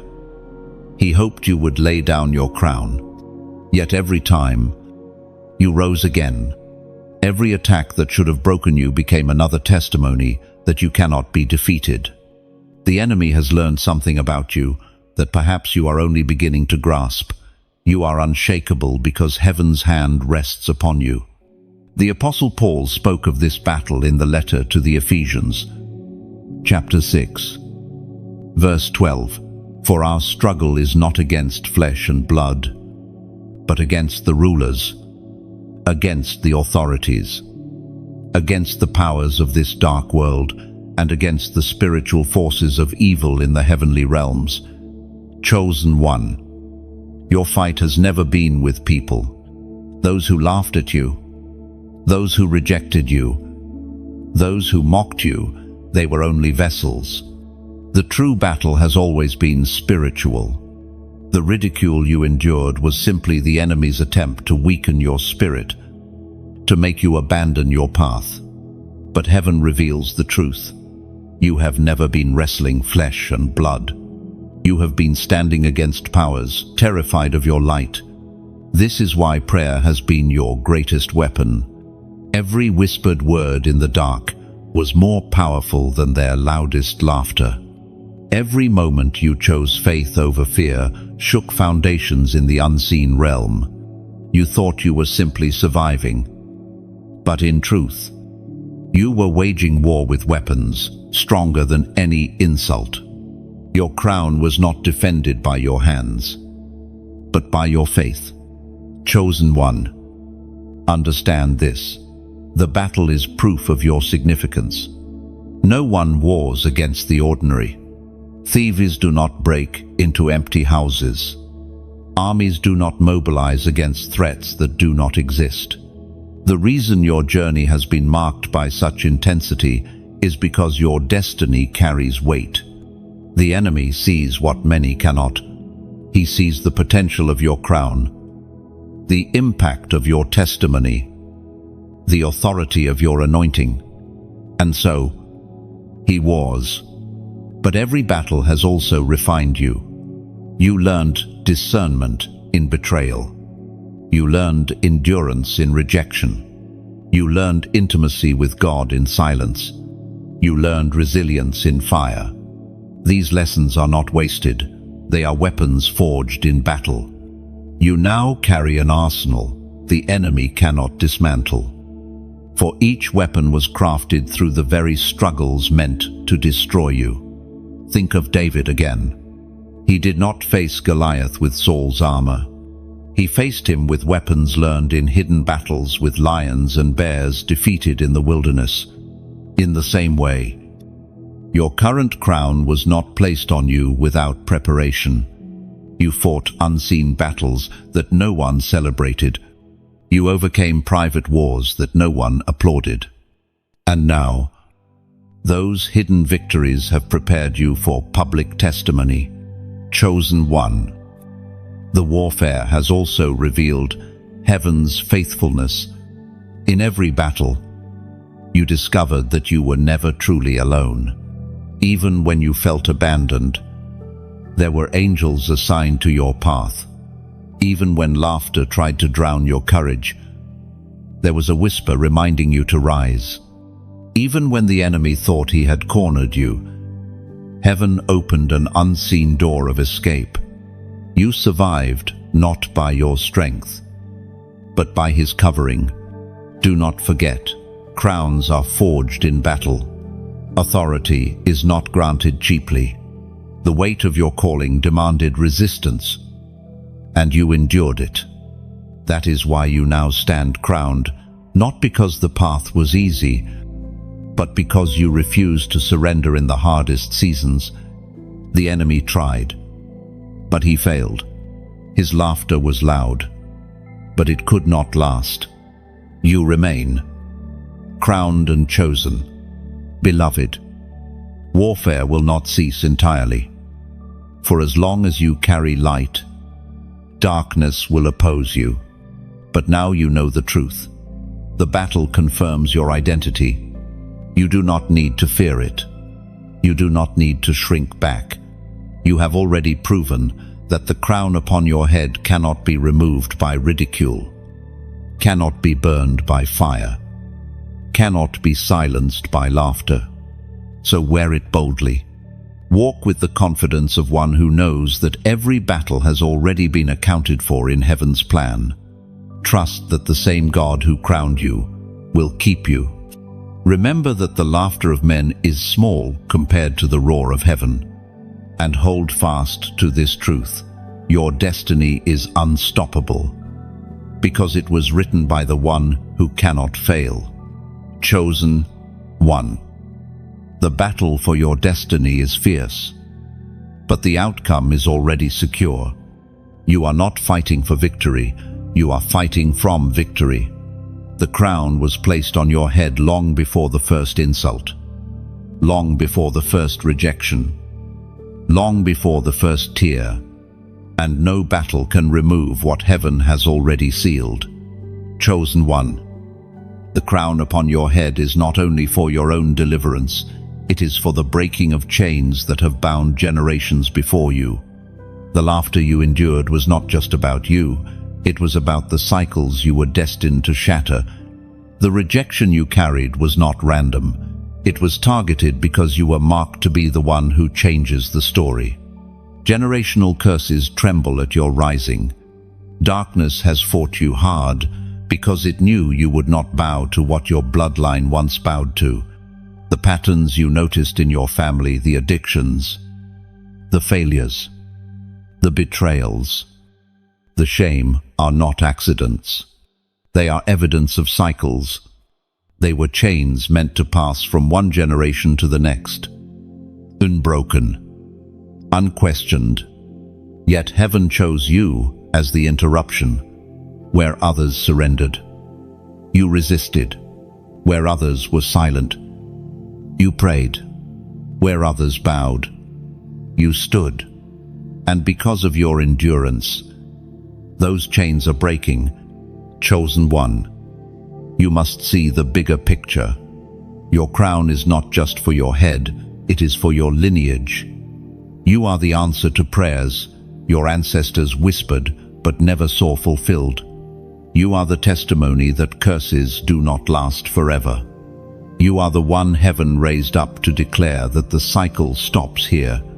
Every insult, every laugh, every rejection you endured was the enemy's desperate attempt to keep the chains intact. But heaven has already decreed your victory. It was proclaimed in the second letter to Timothy, chapter 1, verse 7. God gave not fear, but power and love and sound mind. You are not bound by fear. You are not trapped by history. You are not defined by curses. You are marked by power, clothed in love, and crowned with clarity. The soundness of your mind is part of your crown, proof that you are not walking in the confusion that once plagued your bloodline. You are walking in authority. You are chosen to be the breaker of chains. Beloved, this is why your life has felt like a battle from the very beginning. The enemy saw what you carried. He knew that if you ever discovered who you truly are, the cycles would end. So he laughed at you, mocked you, rejected you all to distract you from realizing that heaven already crowned you as the liberator of your family line. But now, the veil is lifting. You see clearly, you are the one chosen to break what seemed unbreakable. Chains break when chosen ones rise. Generations shift when chosen ones refuse to surrender. Entire lineages are transformed when chosen ones wear their crown without apology. That is your role. Chosen one. Your testimony will not be small. It will ripple through your family, your community, your nation, and every laugh that once humiliated you will be silenced by the evidence of freedom flowing through your bloodline. And because this journey is not only about you, I want to pause here sincerely. If this message stirs something deep in you, if you feel the weight of destiny pressing upon your spirit, I invite you to act in faith, like this message, not as a routine, but as a declaration that you are aligned with heaven's assignment. Share it not for popularity, but because someone in your family or circle is waiting for the chain, break his voice. Comment your heart. Write it boldly below as a testimony that you refuse to let curses continue. And if you have not yet, subscribe so you do not miss the flow of these words heaven is releasing into your life. We are walking this path together, and your steps matter. Chosen one. When you like, when you share, when you comment, it is not about boosting numbers. It is about aligning your spirit with the prophetic act of agreement. It is saying, I am part of this. I choose to rise. I choose to carry my crown. These small actions become declarations in the spiritual realm, sealing what heaven is already speaking over you. And remember, your crown is not fragile. It is not at risk of falling with every laugh or sneer. It is secured by heaven, anchored by the Spirit, sealed by the Word. You are walking proof that the chains of the past cannot dictate the destiny of the future. You are the cycle breaker, the curse destroyer, the chosen one who carries light into darkness. So, lift your head. Beloved, let the world see the evidence of your crown. Walk boldly into spaces where your family once faltered. Speak truth where silence once reigned. Live free where bondage once ruled.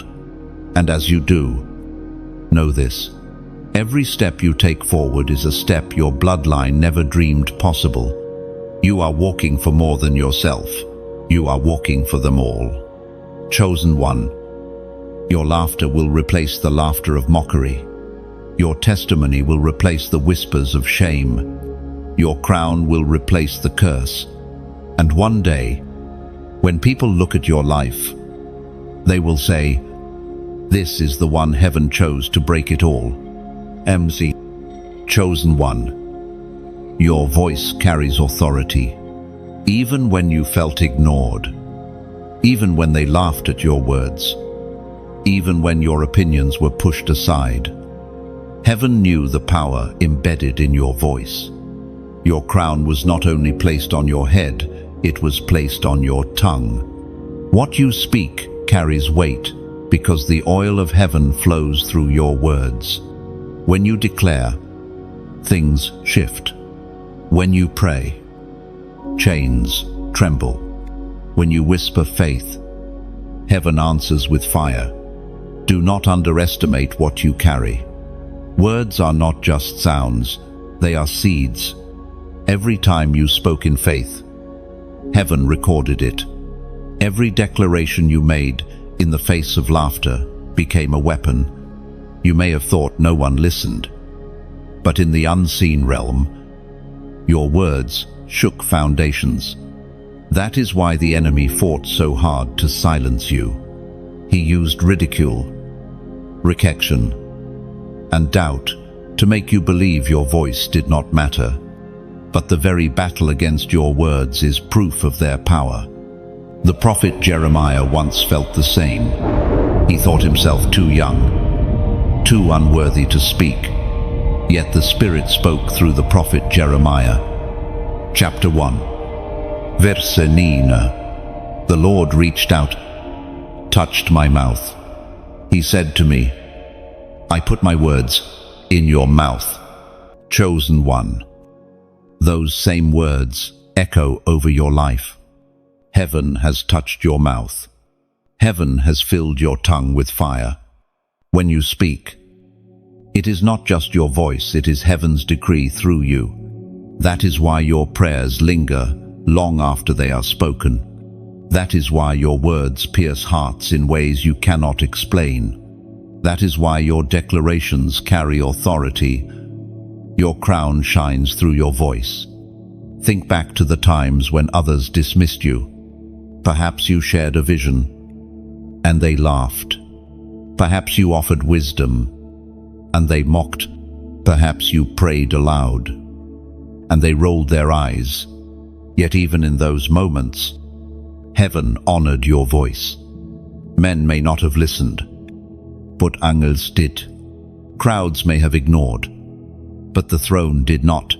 The ridicule you endured was not proof of weakness, it was evidence of authority. Chosen one. The enemy fears your voice because he knows it can dismantle strongholds. He knows it can call things into existence. He knows it can shift the atmosphere of your home, your workplace, your generation. That is why ridicule followed you. If he could silence your tongue, he thought he could silence your destiny. But you kept speaking, you kept praying, you kept declaring. And because of that, your voice has only grown stronger. Beloved, you must reclaim the confidence of your words. Do not whisper when you were born to declare. Do not remain silent when heaven has crowned your tongue. Speak boldly, for your crown is revealed every time you open your mouth in faith. You are not speaking empty sounds. You are releasing heaven into the earth. Consider this. When David spoke against Goliath, his words carried more weight than Saul's armor. When Esther spoke before the king, her words saved a nation. When Jesus spoke, demons fled and storms stilled. Your words carry that same authority, not because of who you are, but because of whose crown rests upon you. Chosen one. You may feel that your words are small, but heaven measures them differently. A single prayer can redirect a family's future. A single declaration can open doors for generations. A single whisper of faith can silence the roar of the enemy. Your words, covered in oil, are arrows that never miss their target. This is why you must guard your tongue. The same power that can build can also wound if misused. The authority of your voice demands wisdom. Speak life, not death. Speak hope, not despair. Speak truth, not compromise. Your crown is visible when your voice aligns with heaven's decree. Every time you choose to speak faith instead of fear, you reveal that you are chosen one. Understand that your silence in the past was not failure, it was training. Heaven was teaching you to value your words. Now, as you rise, you are called to use them intentionally. Your voice is not for casual noise, it is for divine purpose. When you speak, speak as one crowned, speak as one chosen, speak as one whose words are backed by the authority of heaven. Do not fear ridicule any longer. Their laughter cannot diminish the weight of your voice. Their rejection cannot cancel the authority of your crown. What heaven has anointed, no man can silence. Speak boldly, chosen one, and watch as your words dismantle the lies once spoken over you. Your testimony will carry through your voice. It will not always require long explanations. Sometimes a single sentence will pierce deeper than hours of talk. Your crown is revealed in the simplicity of words aligned with truth, even silence, when chosen with wisdom, becomes powerful because it shows restraint. The authority of your voice is not measured by volume, but by anointing, and the anointing on you is undeniable. So lift your head, chosen one, and open your mouth with confidence. Speak as one who knows their words matter. Speak as one who knows their crown is secure. Speak as one who knows their voice carries heaven's decree. And remember always, though they laughed at you, heaven already crowned you. And your words will echo long after their laughter has faded. Chosen one, you must know this. You were never alone in your journey. Even when the world laughed, even when you felt abandoned, Even when silence pressed heavily against your chest, you were watched, not only by the eyes of God, but also by heaven's secret witnesses, the angels assigned to your life. Their presence has been constant, though unseen. Their purpose has been to guard, to strengthen, to bear record of every moment you endured. From the day you were marked, heaven gave orders concerning you. Angels were assigned to walk beside you, to cover you in storms, to whisper courage when fear sought to drown you.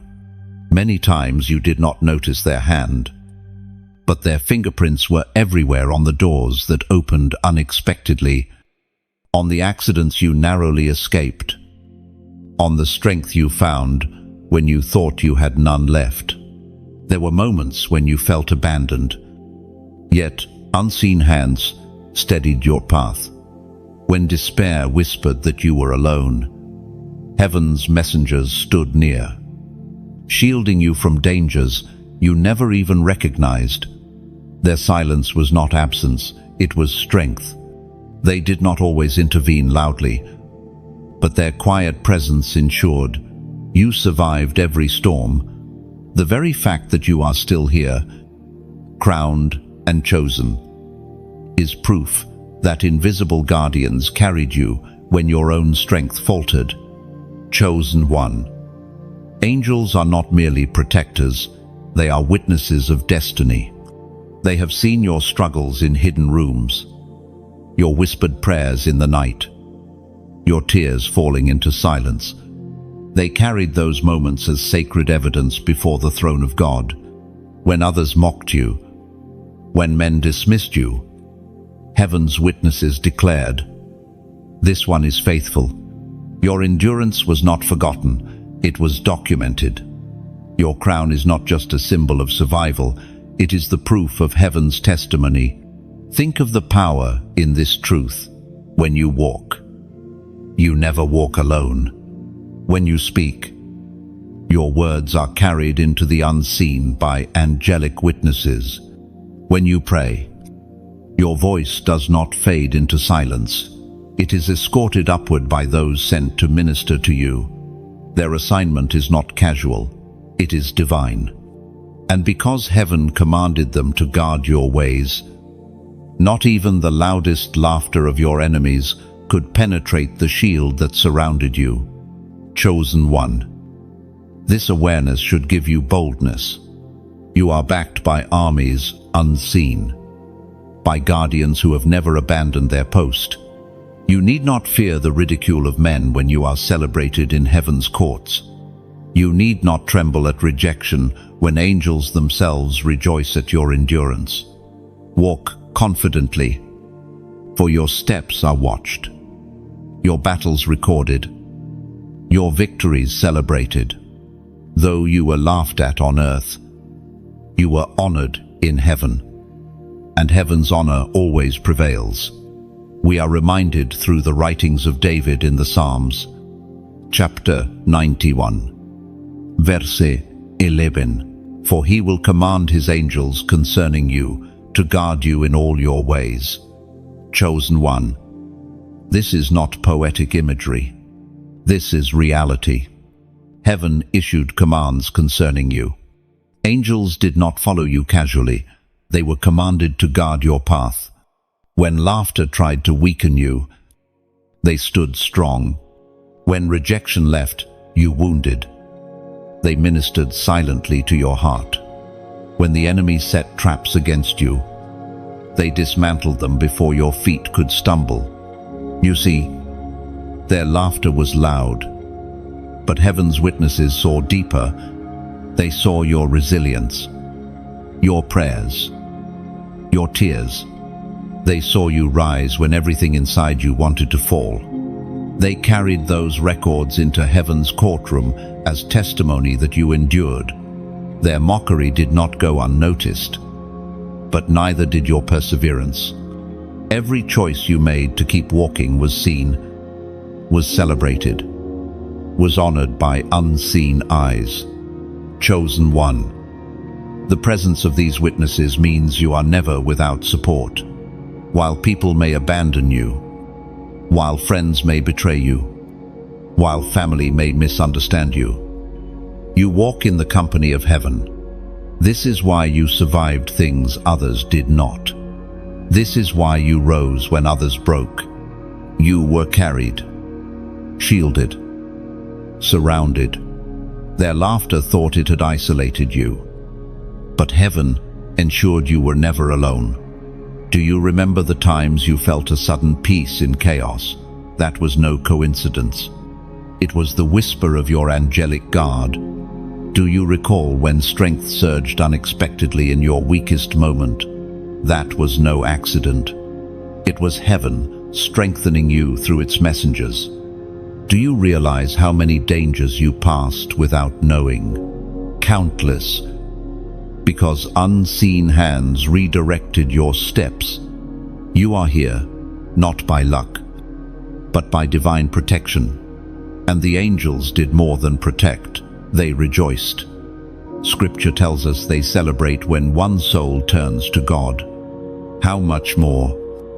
Then, when a chosen one perseveres through ridicule and still holds the crown, every time you resisted despair, heaven erupted in celebration. Every time you chose obedience instead of compromise, they shouted in triumph. Every time you silenced fear with faith, they lifted a chorus that shook eternity. Your endurance has not only honored God, it has delighted heaven's armies. Chosen one. The presence of these witnesses also means that nothing you endured is wasted. Every laugh, every sneer, every insult has been documented, not as accusations against you, but as evidence for you. When the day of unveiling comes, heaven will not only crown you before men, it will testify through its witnesses. Angels who walked with you will bear record of your faithfulness. Their laughter will be drowned in the heavenly declaration, "This one endured. This one overcame. This one is chosen." And so, walk with confidence. The crown upon your head is not only recognized on earth, it is recognized in heaven's courts. The testimony of your life echoes in realms unseen. Angels bear record, and heaven rejoices.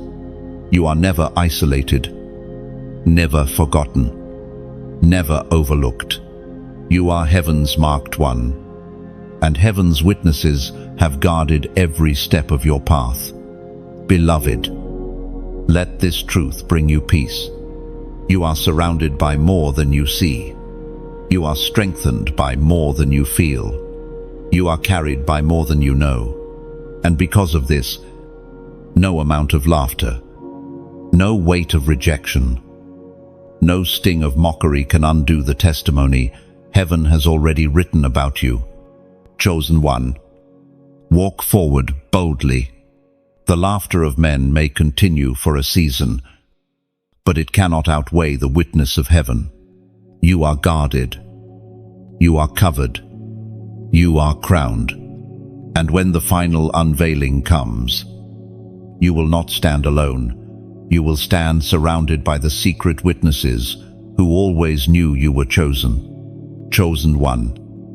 You have walked through wilderness seasons, long stretches of barrenness where everything felt dry, silent, and unending. Those seasons were not punishments. Though they felt like exile, they were holy classrooms.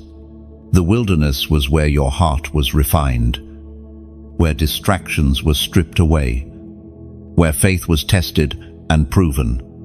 Though loneliness weighed heavy, it was in that solitude that heaven wrote its deepest lessons upon your soul. You survived the wilderness, and that survival is part of your crown. The wilderness has always been a place of shaping. Israel wandered 40 years, not because God abandoned them, but because he was preparing them to inherit a land they had never seen. John the Baptist cried out from the wilderness, "Not the temple, because it was there that his voice was trained to prepare the way of the Lord. Even Jesus was led by the Spirit into the wilderness, where he faced the enemy directly and left victorious, ready to begin his ministry. You, too, carry this same rhythm. The wilderness did not weaken you, it trained you. Chosen one. You may have felt unseen, unheard, forgotten in that barren place. Friends were distant, family misunderstood, opportunities vanished, and heaven seemed silent. But what felt like isolation was divine insulation. Heaven kept you hidden, away from noise, so that your roots could grow deeper than the storms. You were not abandoned, you were planted. The wilderness was your soil, and though it looked barren, it was nourishing you in secret.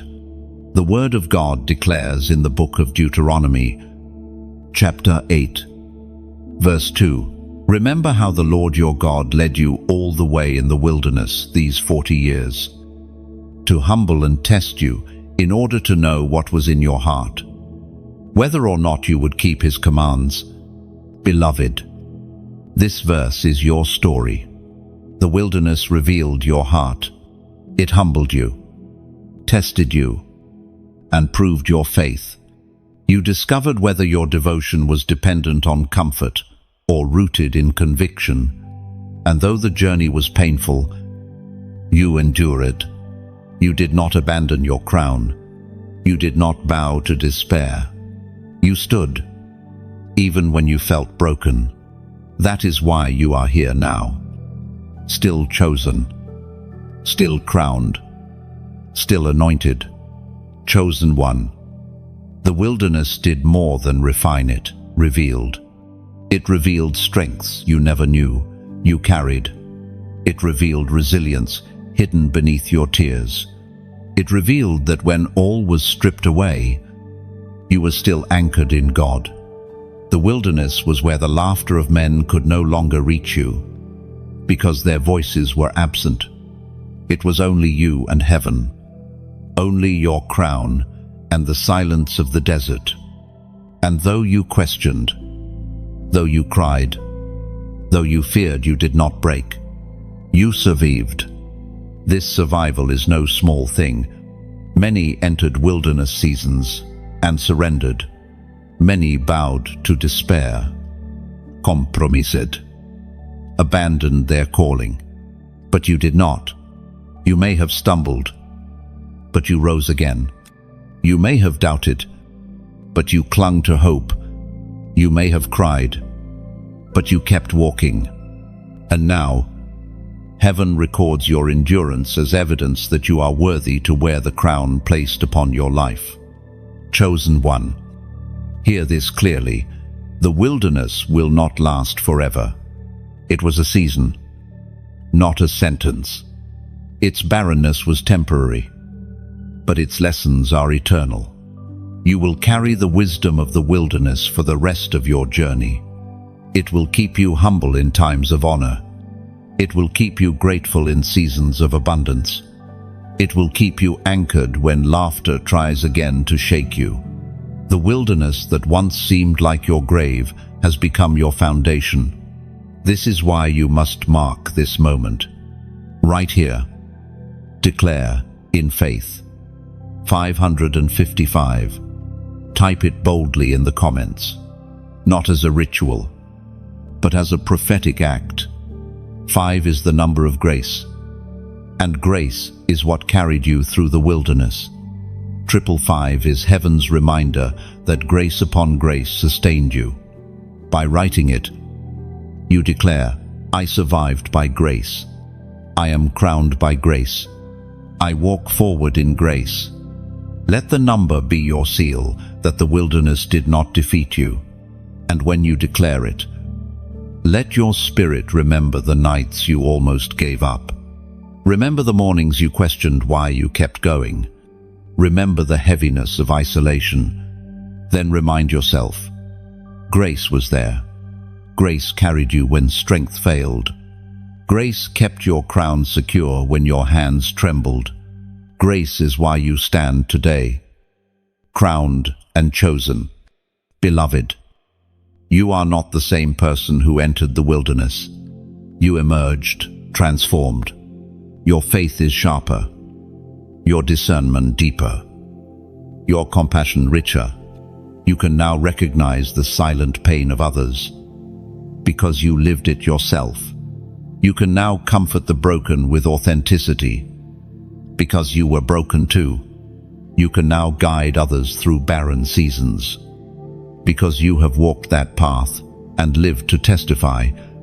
The wilderness was your teacher, and its lessons are your crown. Chosen one. The enemy thought the wilderness would break you. He believed loneliness would suffocate you, that silence would crush you, that barrenness would cause you to abandon your call. But instead, the wilderness became your proving ground. What was meant to end you only refined you. What was meant to silence you only gave you a stronger voice. What was meant to bury you only planted you for greater growth. The wilderness failed to take your crown. Now, as you walk forward, you will look back at the wilderness not with bitterness, but with gratitude. It was hard, but it was holy. It was painful, but it was purposeful. It stripped away what was unnecessary and revealed what was eternal. It carved strength into your spirit and marked your life with grace. And when people see the crown upon your head, they will not understand the wilderness behind it, but heaven does. And heaven rejoices. Chosen one, lift your head. You survived the wilderness. You wear the crown of endurance. And the laughter of men cannot erase the lessons learned in barren places.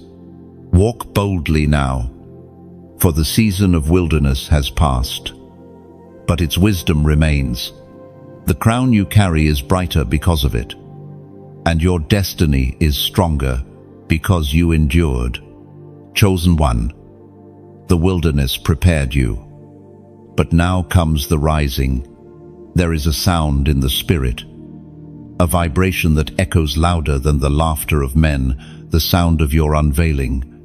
Heaven has been building to this moment, when the crown upon your head will no longer remain hidden. The time of silence is passing, and the time of testimony is here. The sound of your rising is not faint. It is a trumpet blast in the unseen realm, announcing that what was mocked will soon be magnified. You may not feel it yet, but it surrounds you. The sound of your rising is not heard with natural ears. It is discerned with the Spirit. Heaven is already rejoicing. Angels are already celebrating. Demons are already trembling. The shift has begun, and your life is about to manifest what has long been promised. Their laughter was loud, but the sound of your rising will drown it completely. Chosen one, every rising begins quietly, like dawn breaking after the longest night. The first rays are subtle. You may not notice the full brightness yet, but the light is already pushing back the darkness. The rising begins with small shifts, strength returning where there was weakness, peace blossoming where there was turmoil, favor aligning where there was rejection. Do not despise the small beginnings. Every sunrise begins as a glimmer before it fills the sky. It is written in the book of Isaiah, chapter 60, verse 1, Arise, shine, for your light has come, and the glory of the Lord rises upon you. Beloved, this is your word. You are not waiting for light, it has already come. The crown upon your head is proof that heaven's glory rests on you. The sound of your rising is the fulfillment of this promise. It is not an idea or a dream, it is reality. And as the glory rises, everything that once mocked you will be silenced. Think of how seeds rise. They begin in darkness, buried under soil, hidden from sight. For a season, nothing appears. People may laugh, thinking the seed is dead. But beneath the surface, unseen work takes place. Roots grow deep. Life stirs. Then suddenly, a sprout pierces the ground. What was mocked as lifeless becomes undeniable life. This is your rising, chosen one. The laughter of others was proof that they judged too soon. They saw the burial, but did not wait for the resurrection. Your rising carries a sound because it is not just for you, it is for those watching. Heaven wants the world to see that what was mocked as foolishness is crowned with glory. Your life will testify that faith outlasts ridicule, that endurance outshines laughter, that the crown is greater than rejection. The sound of your rising is not silent. It will echo across the very places where you were once humiliated. Chosen one, your rising will not be subtle forever. It will begin quietly, but it will grow into a roar. Opportunities will open that no one can close. Favor will surround you in ways even your critics cannot deny. Those who once dismissed you will be forced to take notice, not because you seek revenge, but because heaven's glory cannot be hidden. The sound of your rising is unstoppable. Remember Lazarus. For 4 days, he lay in the tomb. People mocked the idea that he could ever rise again. But when the voice of Jesus called his name, death itself surrendered. The sound of Lazarus's rising silenced every doubt. In the same way, the voice of God has already declared your resurrection. What looked dead in your life is about to breathe again. What seemed finished is about to awaken, and the sound of it will silence every laugh. Beloved, do not underestimate the power of this moment. You are not simply surviving, you are ascending. The crown upon your head shines brighter with every step. The more you rise, the clearer it becomes that heaven was with you all along. And those who once mocked will stand in awe, not of you alone, but of the God who sustained you. Chosen one. The sound of your rising is also the sound of vindication. It declares that your tears were not wasted, your prayers not ignored, your endurance not in vain. Every insult hurled at you will become the contrast that magnifies your testimony. The very memory of their laughter will make your rising even more powerful, for it will reveal how far heaven has carried you. And yet, your rising is not only for vindication, it is for transformation. Heaven lifts you not to gloat, but to shine. Your rising will bring hope to others still in their wilderness, still in their silence, still mocked by the crowd. When they see you crowned, they will believe that they, too, can endure. Your rising will awaken faith in the weary, courage in the broken, and light in the hopeless. Chosen one. Let your heart rest in this. The sound of your rising cannot be stopped. It is heaven's decree, echoing louder than ridicule, stronger than rejection, more powerful than shame. You may have been laughed at, but laughter fades. You may have been rejected, but rejection breaks. You may have been mocked, but mockery dies. The sound of your rising, however, will echo into eternity. So walk boldly into this season. Lift your head, for your light has come. Do not hide your crown. Do not silence your voice. Do not shrink back into the shadows of their laughter. You are rising, and the sound of it is undeniable. Heaven has declared it. The earth will witness it, and eternity will celebrate it. Chosen one, your rising is here. The dawn has broken. The crown is visible, and the sound of glory is louder than the mockery of men. Step forward into it. You are chosen. You are crowned, and you are rising. Chosen one. Every moment of mockery, every season of silence, every tear shed in the wilderness has been leading to this, the prophetic reversal. What once pressed you down is about to lift you up. What once humiliated you is about to become your testimony of honor. The very places where you were laughed at will soon become the very platforms where heaven reveals your crown. Prophetic reversal is not only possible, it is promised. Look at the pattern of Scripture. Joseph, laughed at and sold by his brothers, later stood as their provider. Esther, an orphan girl dismissed as unimportant, was crowned queen and saved a nation. Job, mocked and accused during his suffering, received double for his loss. Even Jesus, ridiculed on the cross, triumphed in resurrection. Reversal has always been heaven's response to mockery. The same rhythm is unfolding in your life. Chosen one. The laughter of men was not the final sound, it was only the prelude. The true finale belongs to heaven, and heaven always writes in reversal. Every insult will bow before evidence. Every sneer will be silenced by fulfillment. Every word spoken to shame, you will be overshadowed by the glory resting upon you. You were not mocked because you were weak. You were mocked because the enemy feared the weight of your destiny.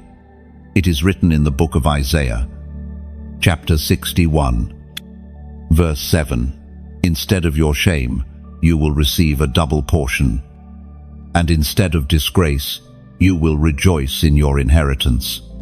And so you will inherit a double portion in your land, and everlasting joy will be yours." Beloved, this is not symbolic poetry, it is your reality. Where you carried shame, you will carry honor. Where you endured disgrace, you will rejoice.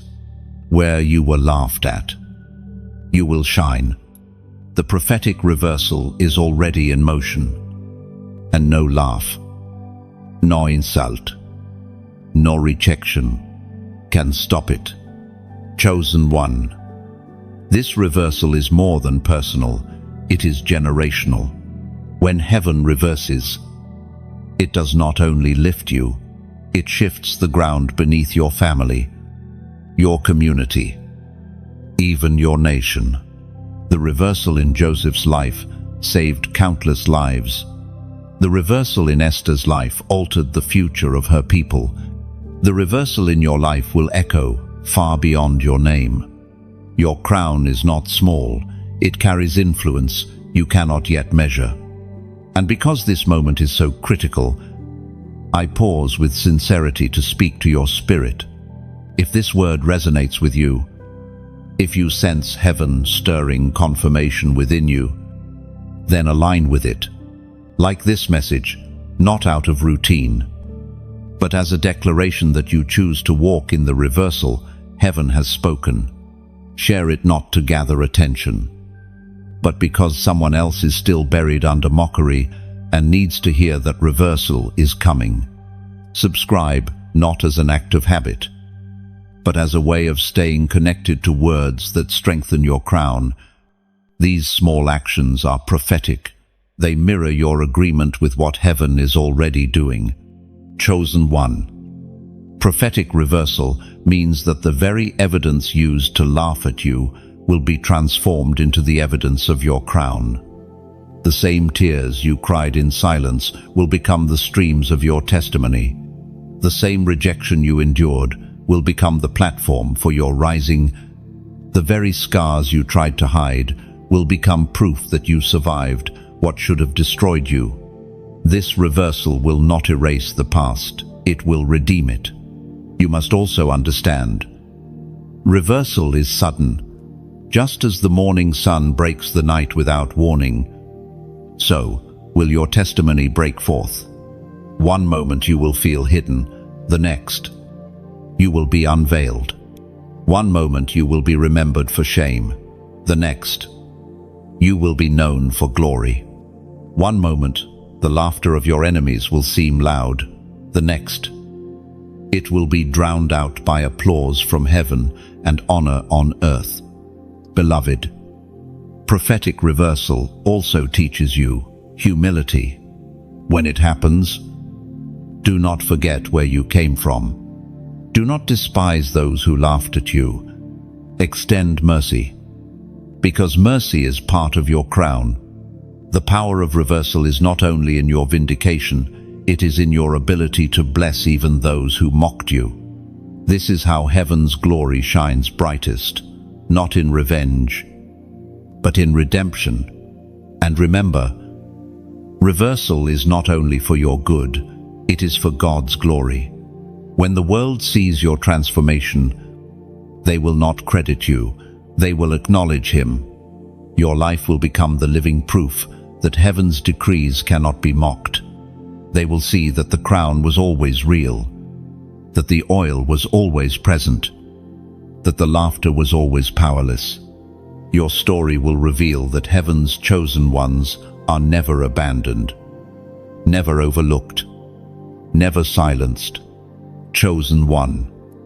Walk boldly into this season. Do not fear the laughter that remains, for it will soon fade. Do not doubt the silence you endured, for it has already birthed your testimony. Do not question your crown, for it is secure. The prophetic reversal is here, and it carries weight beyond your imagination. Lift your head. Your crown is shining. Your story is turning. The same voice that was mocked will now be honored.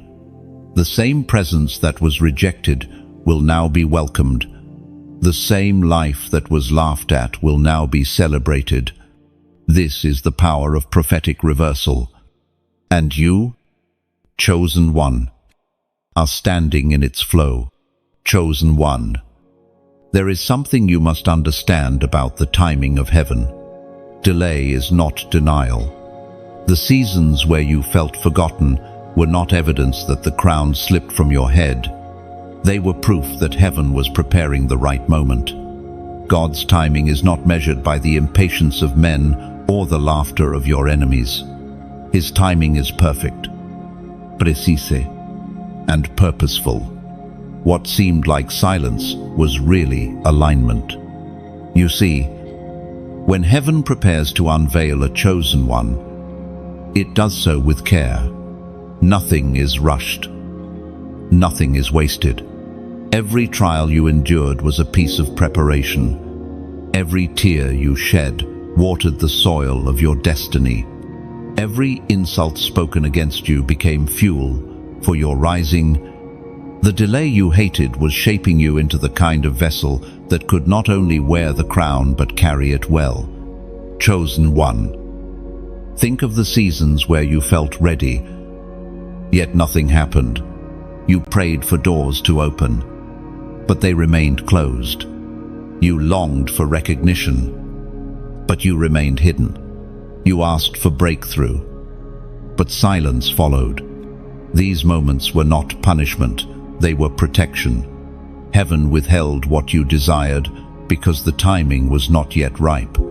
If the door had opened too soon, the weight of your calling might have crushed you. Heaven's love held you back until you were strong enough to rise without falling. The ancient words recorded in Ecclesiastes, chapter 3, verse 1, declare, there is a time for everything, and a season for every activity under the heavens. This truth is not abstract, it is your reality. The season of mockery had its time. The season of silence had its time. The season of pressing and fire had its time. But now, Chosen one, heaven's timing is shifting. The appointed moment is approaching when the crown will no longer be hidden. The laughter of your enemies will be silenced, not by your defense, but by the undeniable evidence of fulfillment. Beloved, delay has always been the enemy's greatest weapon of deception. He whispers, "If it hasn't happened yet, it never will."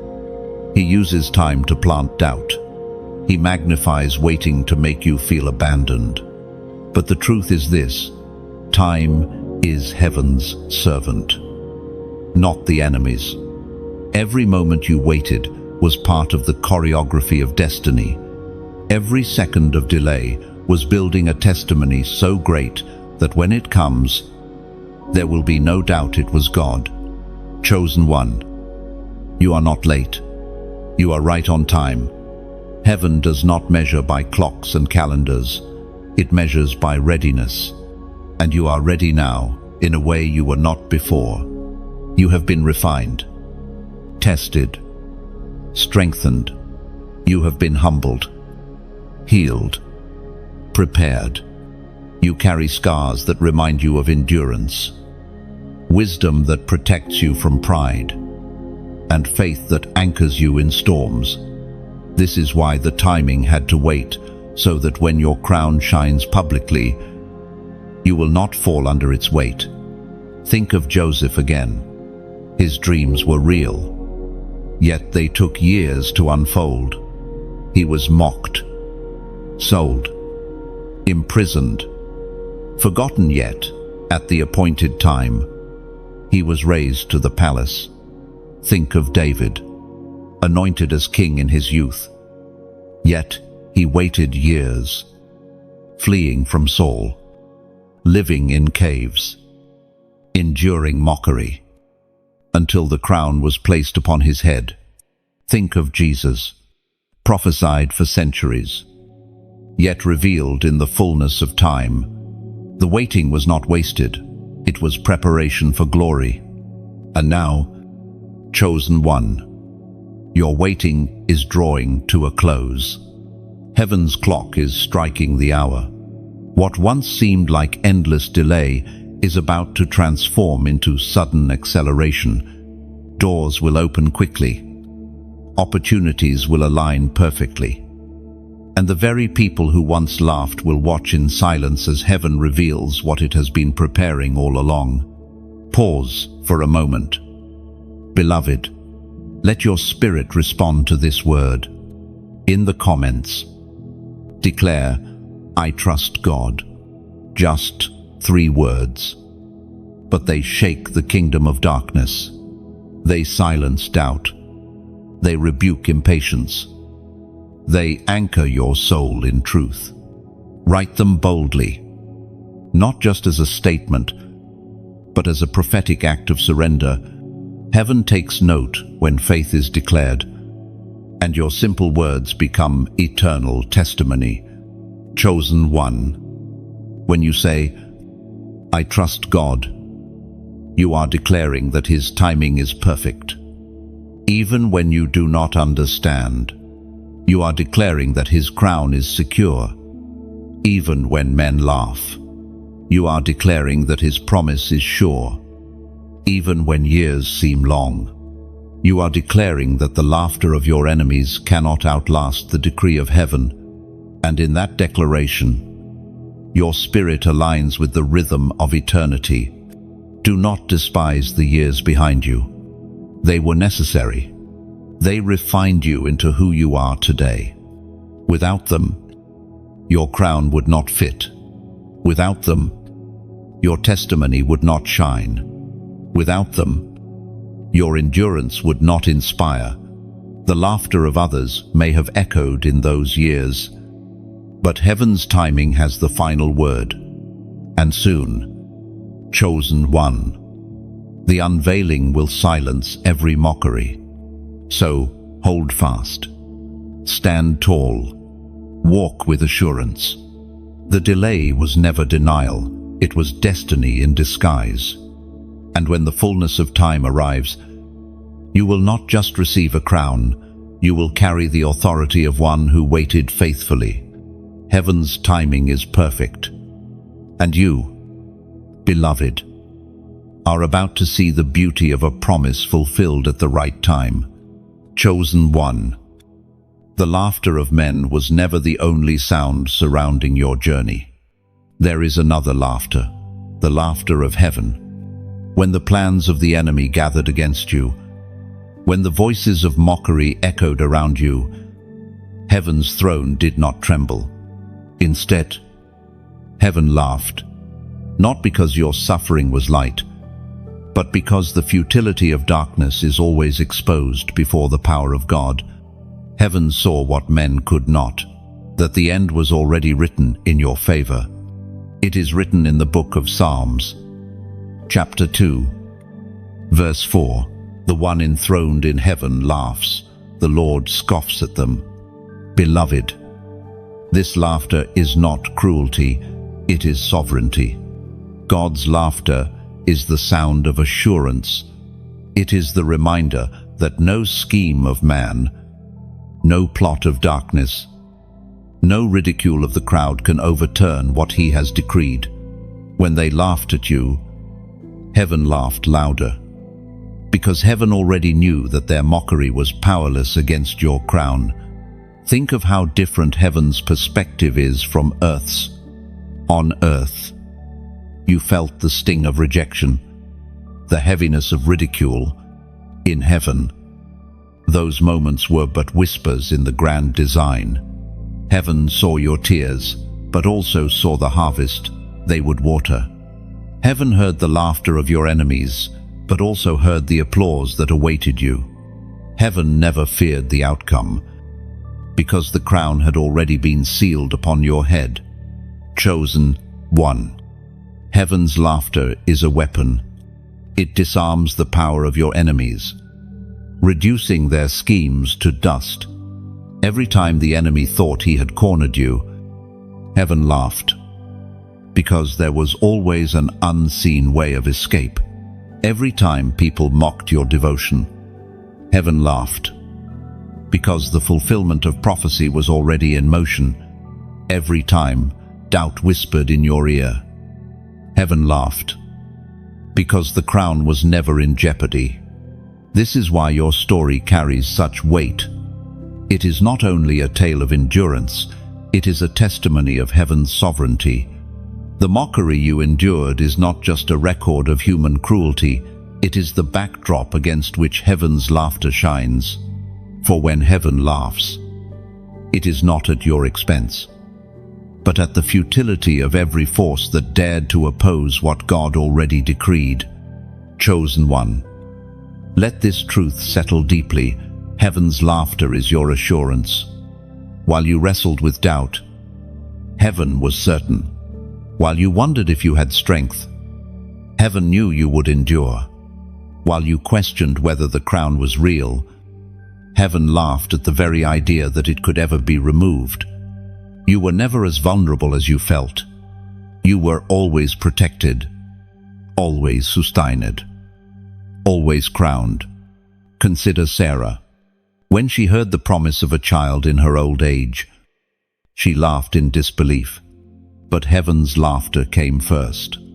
Isaac, her son, was named Laughter because her doubt was transformed into joy.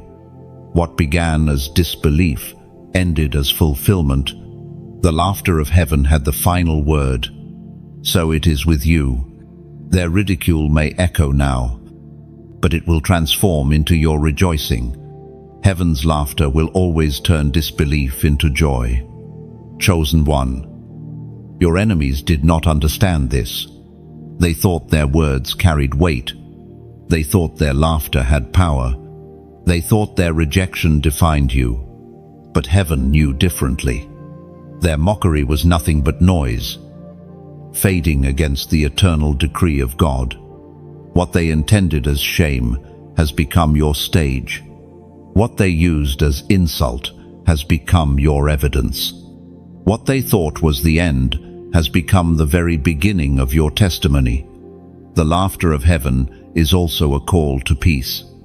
If God himself laughs at the plans of your enemies, should you fear them? If the one enthroned sees their plots as powerless, should you let them trouble your heart? The crown on your head is secure, not because of your strength, but because of his sovereignty, and sovereignty cannot be mocked. Chosen one, learn to rest in that divine laughter. When the world sneers, remember the sound of heaven's certainty. When people dismiss you, remember the joy that already surrounds your destiny. When doubt creeps in, remind yourself that heaven does not panic. Heaven rejoices, because heaven knows the end from the beginning. Beloved, you are invited to share in that laughter, not the laughter of ridicule, but the laughter of victory, the kind that comes when you look back at your trials and see how every weapon formed against you failed, the kind that erupts when you realize the pain was never wasted, the silence was never empty, the fire was never in vain, the kind that echoes the throne itself, declaring, the crown was never in jeopardy. End of Clee. And one day soon, chosen one, that laughter will rise within you. The same situations that once brought tears will bring joy. The same memories that once stung with shame will shine with glory. The same people who once mocked you may stand astonished at your rising, and you will laugh, not in arrogance, but in gratitude. Gratitude that heaven always had the final word. Gratitude that the crown was always secure. Gratitude that you endured long enough to see it. So let the world laugh, if it must. Their laughter is fleeting. Heaven's laughter is eternal. And you, beloved, are crowned in the assurance of that eternal joy. Chosen one, you must now see clearly the purpose behind the crown. It is not merely an ornament of honor, but a mantle of responsibility. Crowns are not given for decoration, they are given for demonstration. You were laughed at not because you were empty, but because you were carrying weight others could not understand. That weight is assignment, destiny, calling. To be chosen means to be entrusted, and to be entrusted means your life is no longer only about you. The responsibility of the chosen is heavy. You carry the prayers of those who came before you. You carry the hopes of those who walk beside you. You carry the future of those who will come after you. This is why your journey has been so difficult, because heaven could not entrust you with a crown unless you proved able to carry it. Mockery did not disqualify you, it prepared you. Rejection did not diminish you, it trained you. Every trial you endured was shaping you into a vessel strong enough to handle the responsibility of being chosen. It was proclaimed in the second letter to Corinthians, chapter 4, verse 7. But we have this treasure in jars of clay to show that this all-surpassing power is from God and not from us. Beloved, this verse reveals the mystery of the crown. You carry treasure, but it rests in clay. You are human, fragile, imperfect, but within you resides the power of heaven. This contrast ensures that when people see your rising, they know it is not your strength, but God's glory. You were laughed at because of your clay, but heaven crowned you because of the treasure. And now, your responsibility is to guard that treasure, to pour it out faithfully, to live as proof that the crown belongs not to you, but to the one who placed it. Chosen one, the crown demands courage. It will place you in rooms where others are silent, but you must speak. It will call you to stand when others bow, to walk forward when others shrink back, to believe when others doubt, This is why you endured so much ridicule, for the weight of your calling requires resilience. You cannot be easily swayed by laughter, for you are called to face greater opposition. If you could endure mockery and rejection, you are ready to carry influence and responsibility. The crown also demands humility. Power without humility corrupts. Authority without compassion wounds. But your journey has given you both. The tears you shed softened your heart. The laughter you endured taught you grace. The rejection you faced humbled you. These experiences shaped you into a leader who carries authority without arrogance, influence without pride. That humility is part of your crown, and it is why heaven trusts you with responsibility. Chosen one. Responsibility means sacrifice. To wear a crown is to bear a cross. There will be days when the weight feels heavy, when the call feels overwhelming, when your heart longs to lay it down. But remember, the same heaven that crowned you will sustain you. You are not expected to carry this weight alone. Grace is your strength. The Spirit is your helper. The one who chose you will never abandon you in the middle of the mission. Consider Moses. He felt unworthy to lead, yet heaven chose him anyway. Consider Jeremiah, who feared his youth, yet heaven placed words in his mouth. Consider Esther, who risked her life for her people, yet was sustained by favor. Each one reveals the same truth. Crowns are not given to the qualified, they are given to the willing. Heaven crowns the one who says yes, even through laughter, rejection, and fear. And you, beloved, have said yes. That is why the crown rests upon you now. Chosen one. Your crown is not fragile. It is not in danger of slipping. It is anchored by eternity. But you must choose daily to live worthy of it. Each decision you make either honors the crown or dishonors it. Each word you speak either reflects heaven's glory or diminishes it.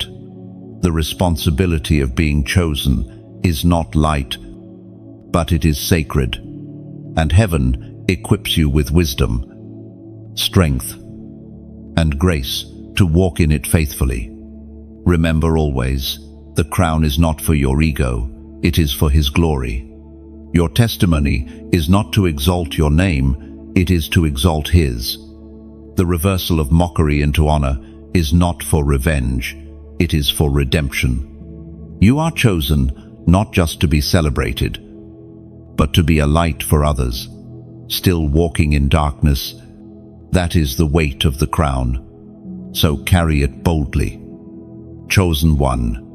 Do not shrink under its weight. Do not apologize for its shine. Do not doubt its reality. You have been entrusted because you have been tested.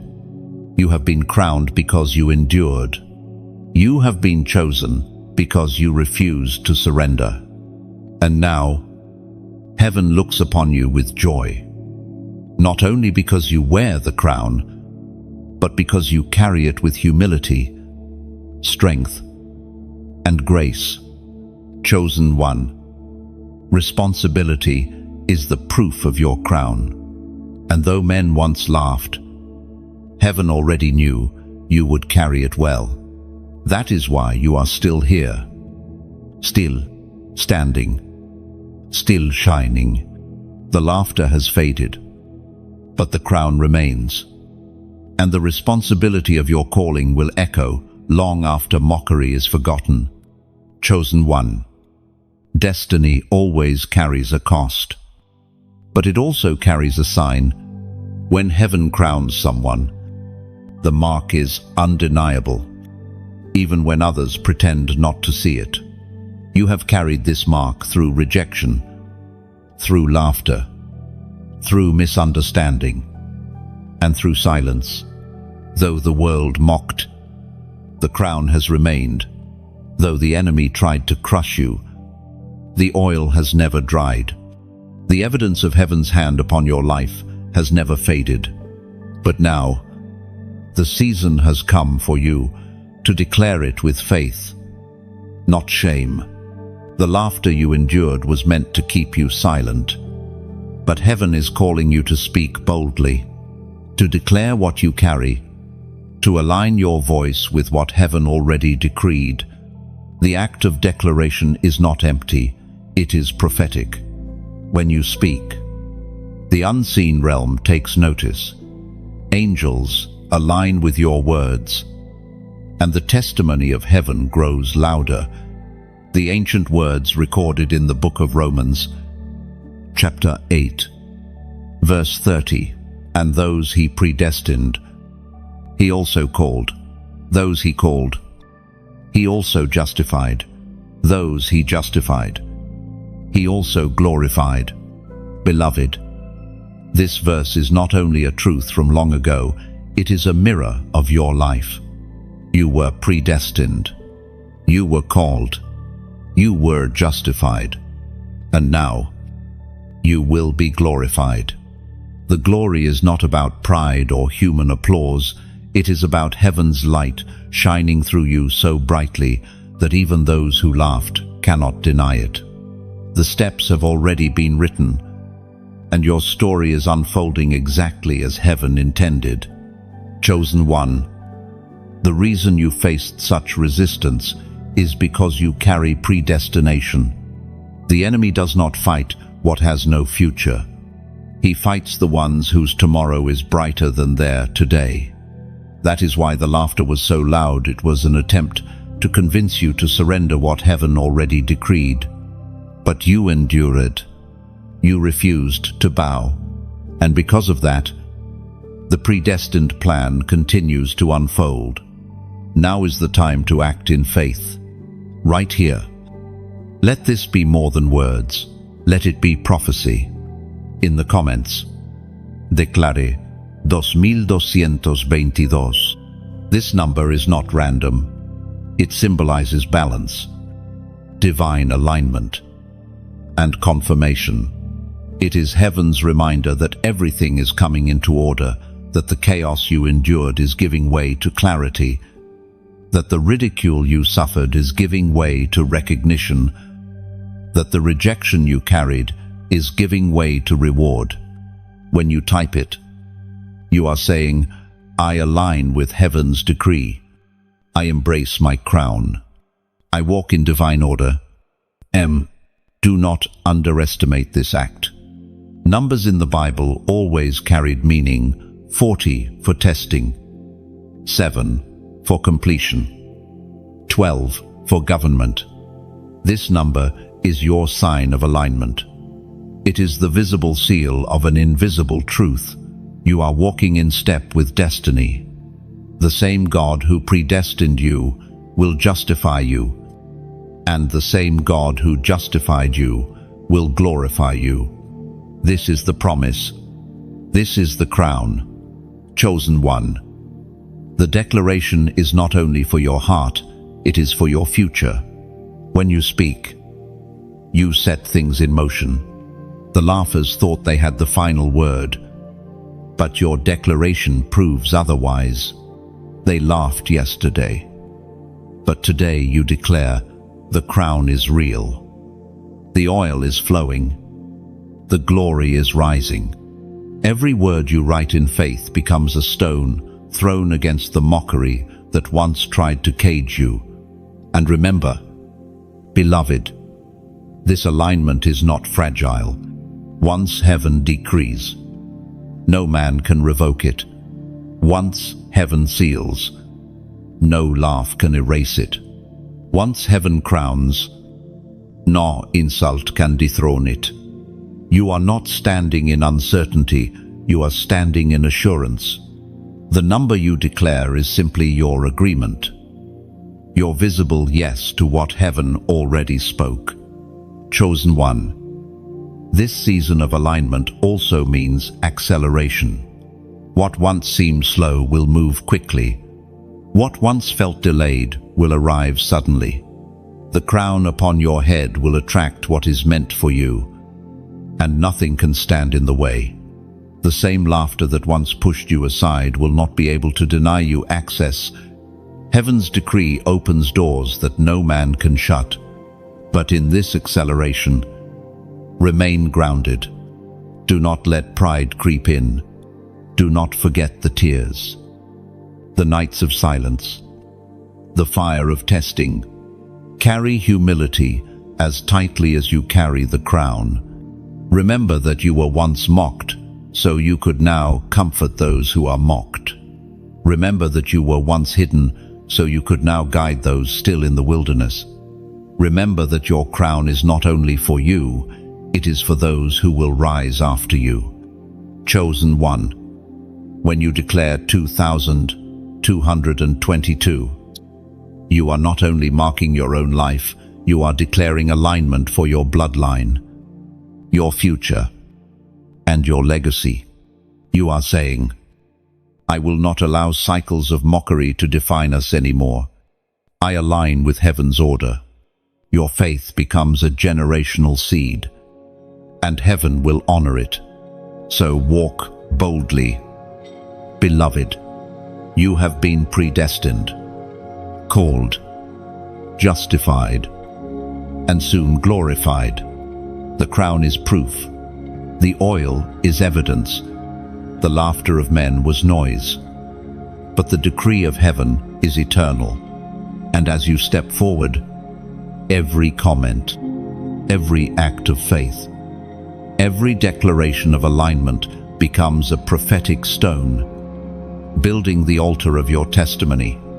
Chosen one. The season of laughter against you is ending. The season of glory upon you is beginning. Heaven is aligning everything in your favor. The oil flows. The crown shines. The glory rises. And nothing, no insult, no rejection, no delay can stand against it. Chosen one. You stand now in a place of transition. Everything behind you, the mockery, the silence, the fire, the wilderness was preparation. Everything ahead of you, the unveiling, the testimony, the reversal. The glory is fulfillment. You are living in the turning point. The moment when heaven's decree collides with earth's recognition. What once felt impossible is becoming undeniable.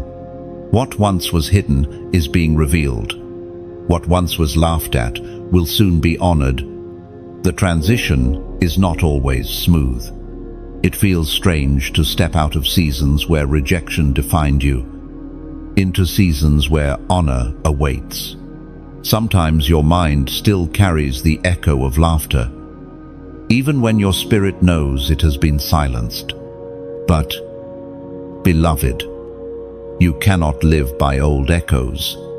You must walk by heaven's present voice. The past mocked you, but the present crowns you. Chosen one. Do not fear the shift. It may feel overwhelming, but it is exactly what you were prepared for. Every trial was training for this moment. Every tear was seed for this harvest. Every rejection was weightlifting for the authority you now carry. You are not stepping into unfamiliar territory. You are stepping into the fulfillment of prophecy that has always surrounded you. It is written in the book of Isaiah, chapter 62, verse 3, "You will be a crown of splendor in the Lord's hand, a royal diadem in the hand of your God." This is who you are, not only crowned upon your head, but carried in the hand of God, not only honored before men, but treasured before heaven. The laughter of your enemies never touched this truth. Their rejection never diminished it. You were always the diadem, the radiant jewel, the chosen one in the palm of your Creator. And now, The world will see what heaven has always known. But remember, transition requires intention. Do not stumble by clinging to old pain. Let go of bitterness. Release the memory of laughter that once hurt you. Carry only the lessons, not the wounds. The crown shines brighter when it rests on a head unburdened by resentment. Your testimony will be powerful, not because you sought revenge, but because you walked in grace. Chosen one, this is also the moment to guard your focus. Transition is when distractions appear most fiercely. The enemy knows he cannot remove your crown, so he will try to divert your gaze. He will tempt you with pride, lure you with bitterness, burden you with unnecessary battles. Do not fall for it. Keep your eyes fixed on the one who crowned you. Keep your hands steady on the mission before you. Keep your heart humble, remembering always that your crown is for his glory, not your own. Beloved, the unveiling of your crown will not only silence your enemies, it will awaken others. There are many who are still walking under the shadow of mockery. They are still hidden in wilderness seasons, still crushed by laughter, still doubting their worth. When they see your testimony, they will believe again. When they witness your rising, they will find courage to endure their own trials. This is the true weight of your crown. It multiplies hope in others. And because this moment carries such power, I pause to speak directly to you. If these words resonate with your spirit, if you sense heaven reminding you of who you are, then let us align together. Like this message, not out of routine, but as an act of faith, declaring that you agree with heaven's voice. Share this message not to gather applause, but because someone in your circle desperately needs to know that their mockery will turn into testimony. Subscribe not for vanity, but so that you remain connected to the continual stream of words that strengthen your spirit and affirm your crown. These small actions are not just clicks, they are prophetic signals of agreement. Chosen one, when you engage with faith, you are saying to heaven, yes, I believe. Yes, I align. Yes, I choose to walk in my calling. Your agreement becomes a sound in the unseen realm, echoing louder than laughter, stronger than ridicule, more powerful than shame. Do not underestimate the weight of these acts. They mirror your yes to God's assignment. And now, as you step further into this transition, remember, the crown is not fragile. It will not slip. It will not be stolen. It is anchored in eternity. You survived too much for it to be shaken now. Your oil is overflowing. Your authority is secure. Your destiny is unfolding.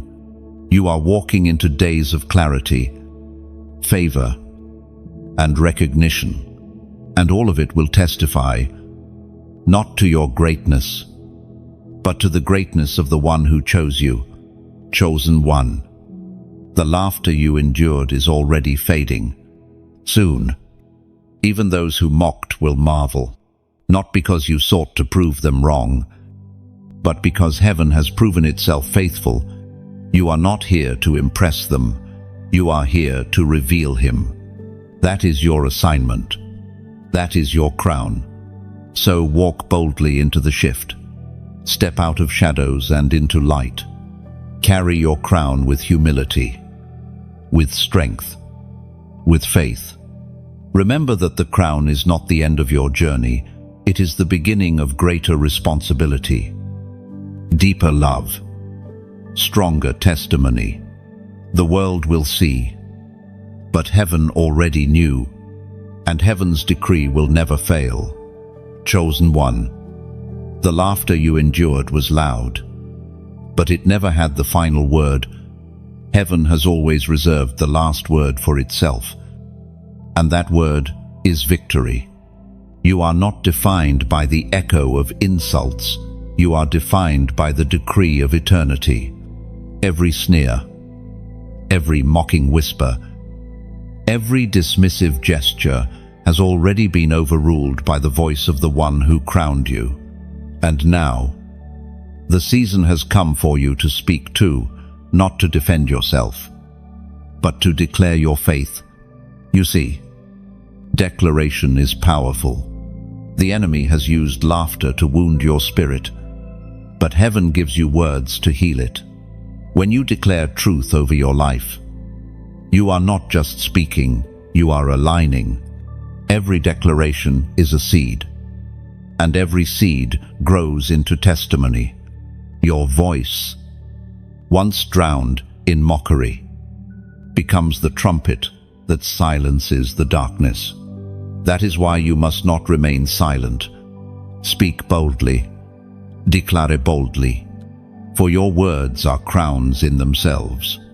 Think of the valley of dry bones in Ezekiel's vision. The bones were lifeless, scattered, hopeless. Yet when the prophet declared the word of the Lord, the bones rattled, flesh formed, and breath entered them. The bones rose into an army because of one thing: declaration. The same power rests upon you. Chosen one, your life may have looked scattered, hopeless, broken, but heaven gave you a voice. And when you speak, what seemed lifeless will rise again. Scripture says in the book of Proverbs, chapter 18, verse 21, "The tongue has the power of life and death, and those who love it will eat its fruit." Beloved, this verse is not exaggeration, it is law. Your tongue holds power. Your words either breathe life or sow destruction. The mockery you endured was death spoken over you, but your declarations will be life spoken into you every time you speak faith. You eat the fruit of victory. Every time you declare truth, you silence lies. Every time you align your tongue with heaven, you shake the very foundations of darkness. Chosen one, this is why I call you now to act, not later, not tomorrow now. In the comments, type, "I am chosen." 3 simple words, yet they carry the power of prophecy.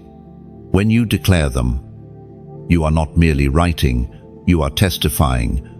You are announcing to heaven, to earth, and to the enemy that you know who you are. That the laughter of men cannot rewrite your identity.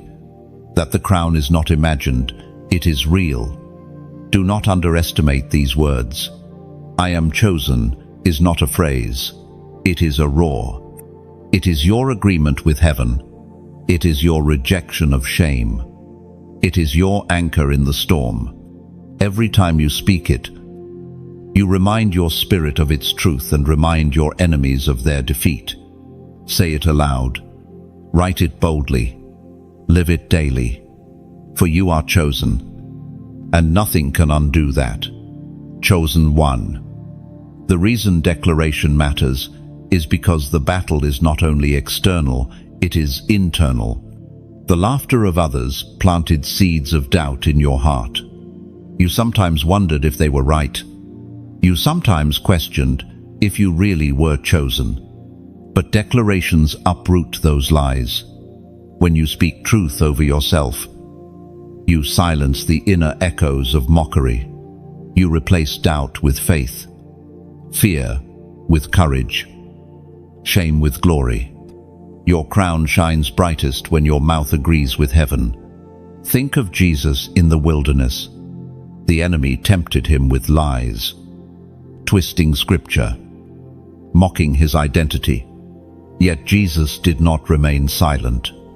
He declared, "It is written." Each declaration silenced the adversary until he fled. You carry that same authority. When lies whisper, declare truth. When mockery echoes, Declare destiny. When shame rises, declare your crown. Silence may have protected you before, but now it is time to speak. Beloved, understand also that your declaration is not only for you, it is for others.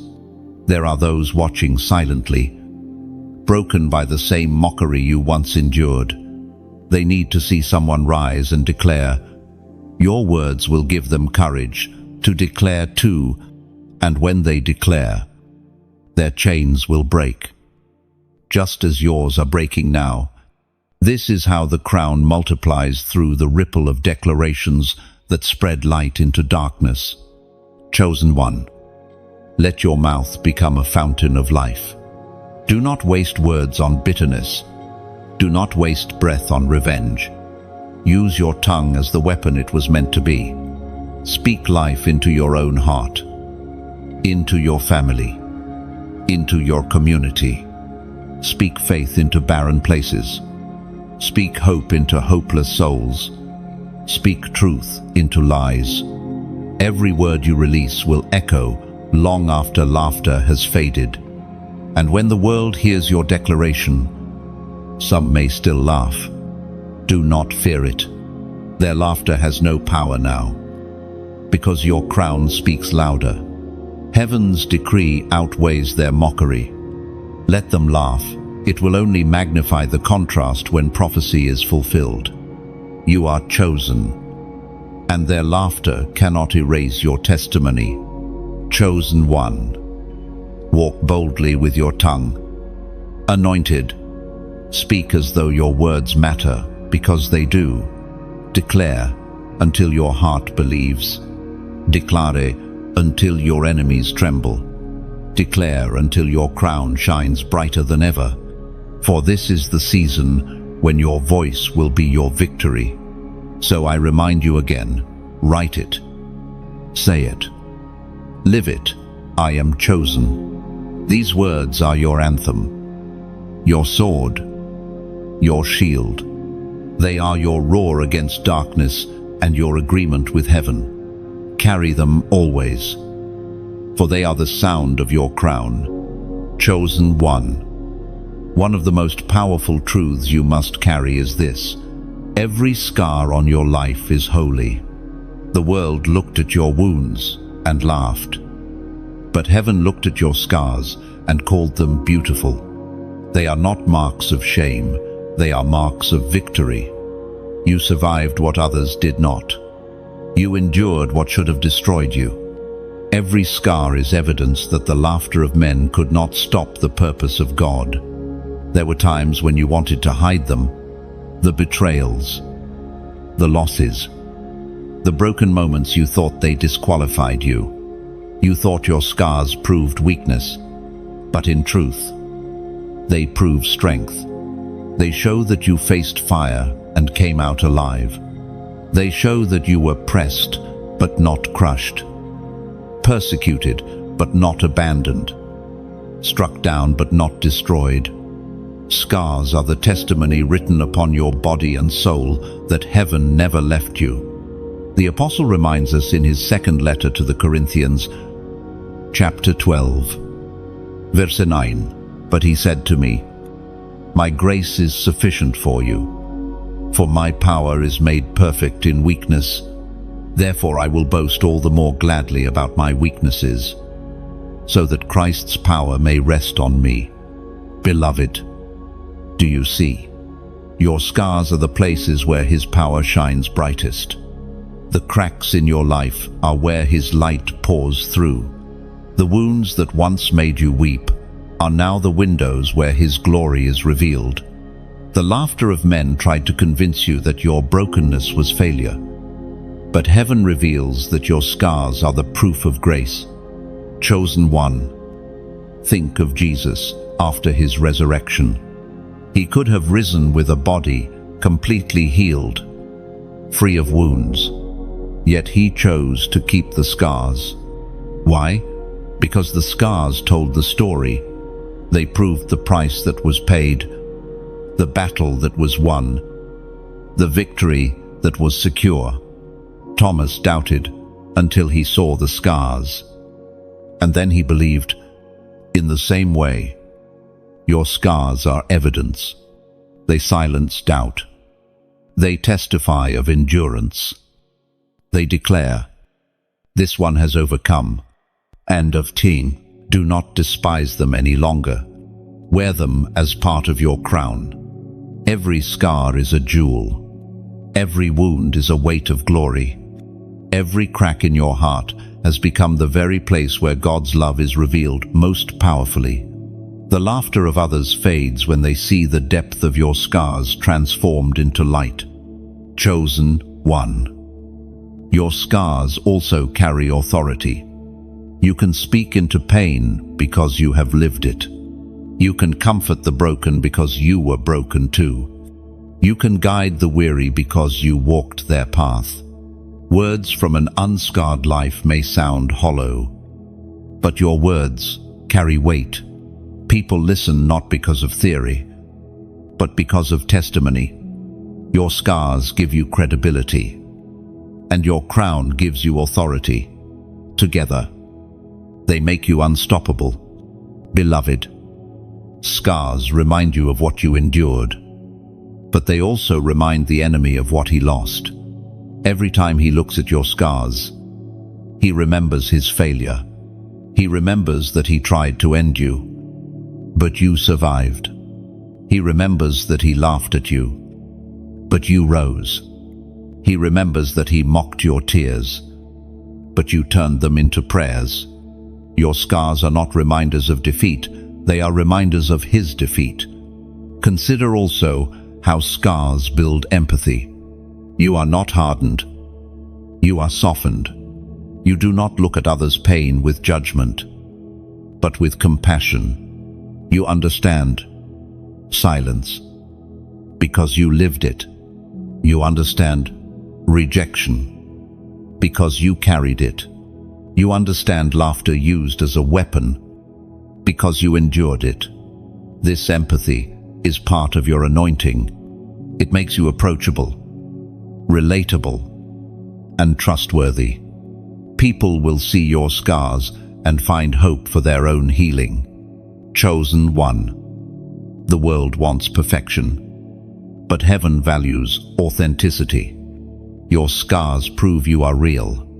They show that you have walked through fire, not around it. They show that your faith was not built on comfort, but on endurance. They show that you are not fragile, but forged. This authenticity is what will draw others to your testimony. They will not be moved by your crown alone, but by the scars that prove it was earned. Do not let shame keep you silent about them. Tell your story. Share your scars.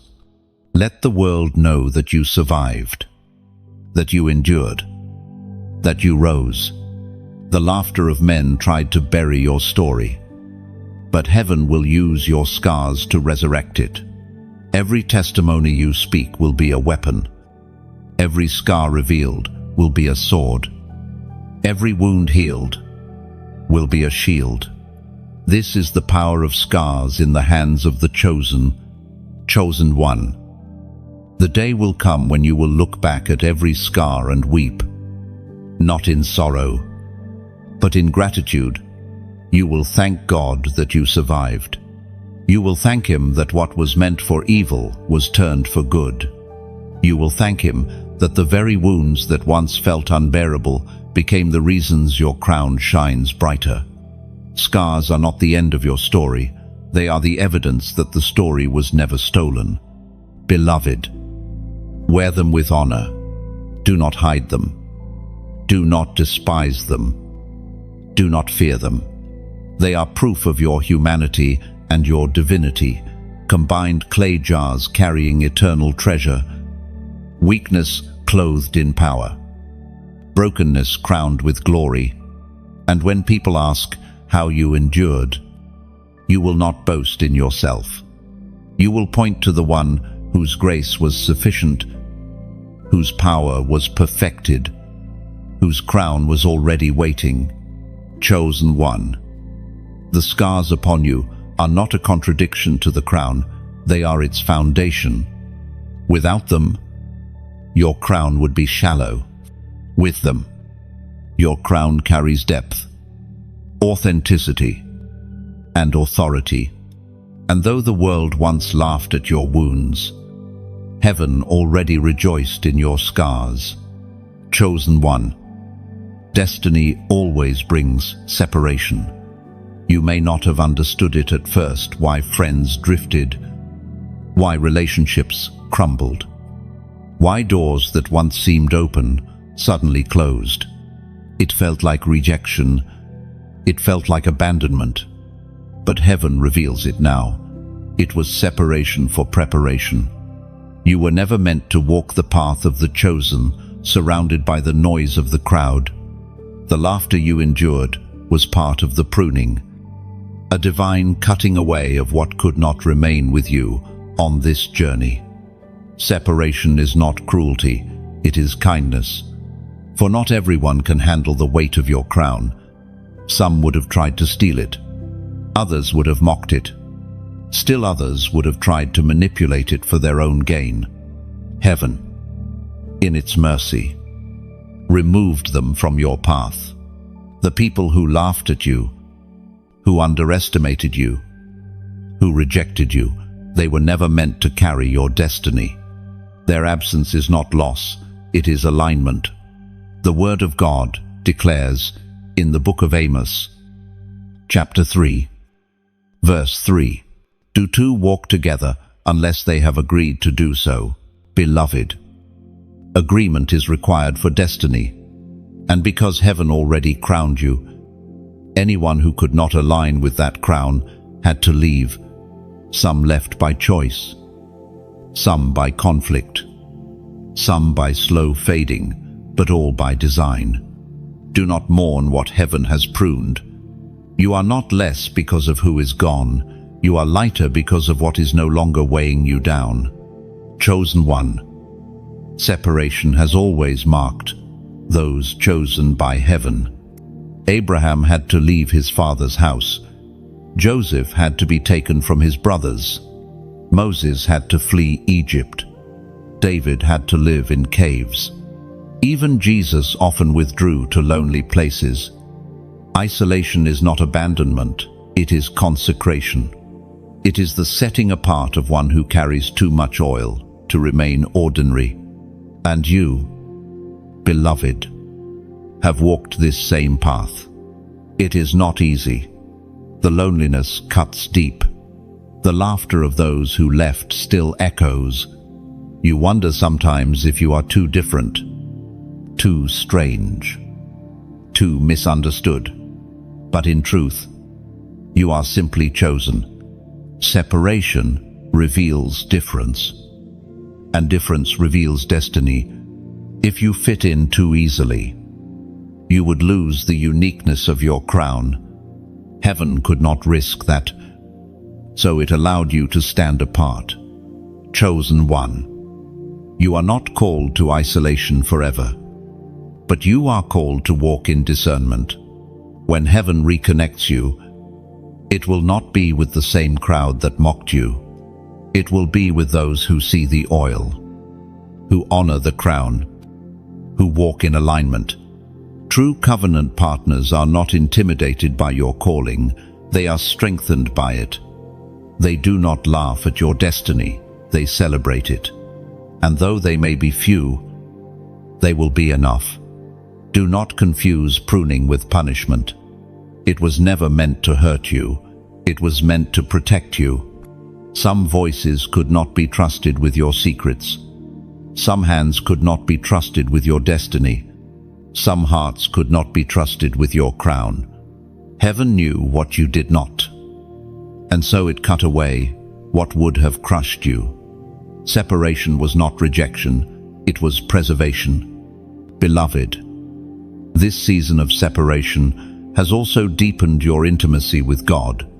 With fewer voices around you, you were forced to lean more heavily on His. With fewer hands to hold you, you learned to cling to His. With fewer crowds to affirm you, You learn to rest in his approval. This intimacy is the hidden treasure of separation. It gave you ears to hear his whisper above the noise of laughter, eyes to see his hand, even in silence, and a heart anchored in his love. Chosen one. Separation is a sign of the crown. The higher the calling, the narrower the path. Few can walk with you, not because you are unworthy of companionship, but because you are too marked to blend in. Heaven's chosen ones are always set apart, always refined in solitude, always pruned for destiny. Do not fear it. Do not resent it. Do not despise it. Embrace it as part of your preparation. One day, you will look back and see clearly. You will thank heaven for every friend who left, every door that closed, every hand that withdrew. You will realize that without those separations, you would not have carried your crown as you do now. You would have compromised, diluted, or even abandoned it. But because you endured separation, your crown shines brighter, your oil flows purer, your testimony carries more weight. Chosen one. The laughter you endured in seasons of separation was not final. They mocked you for walking alone, but heaven saw you walking with angels. They laughed because you seemed abandoned, but heaven rejoiced because you were set apart.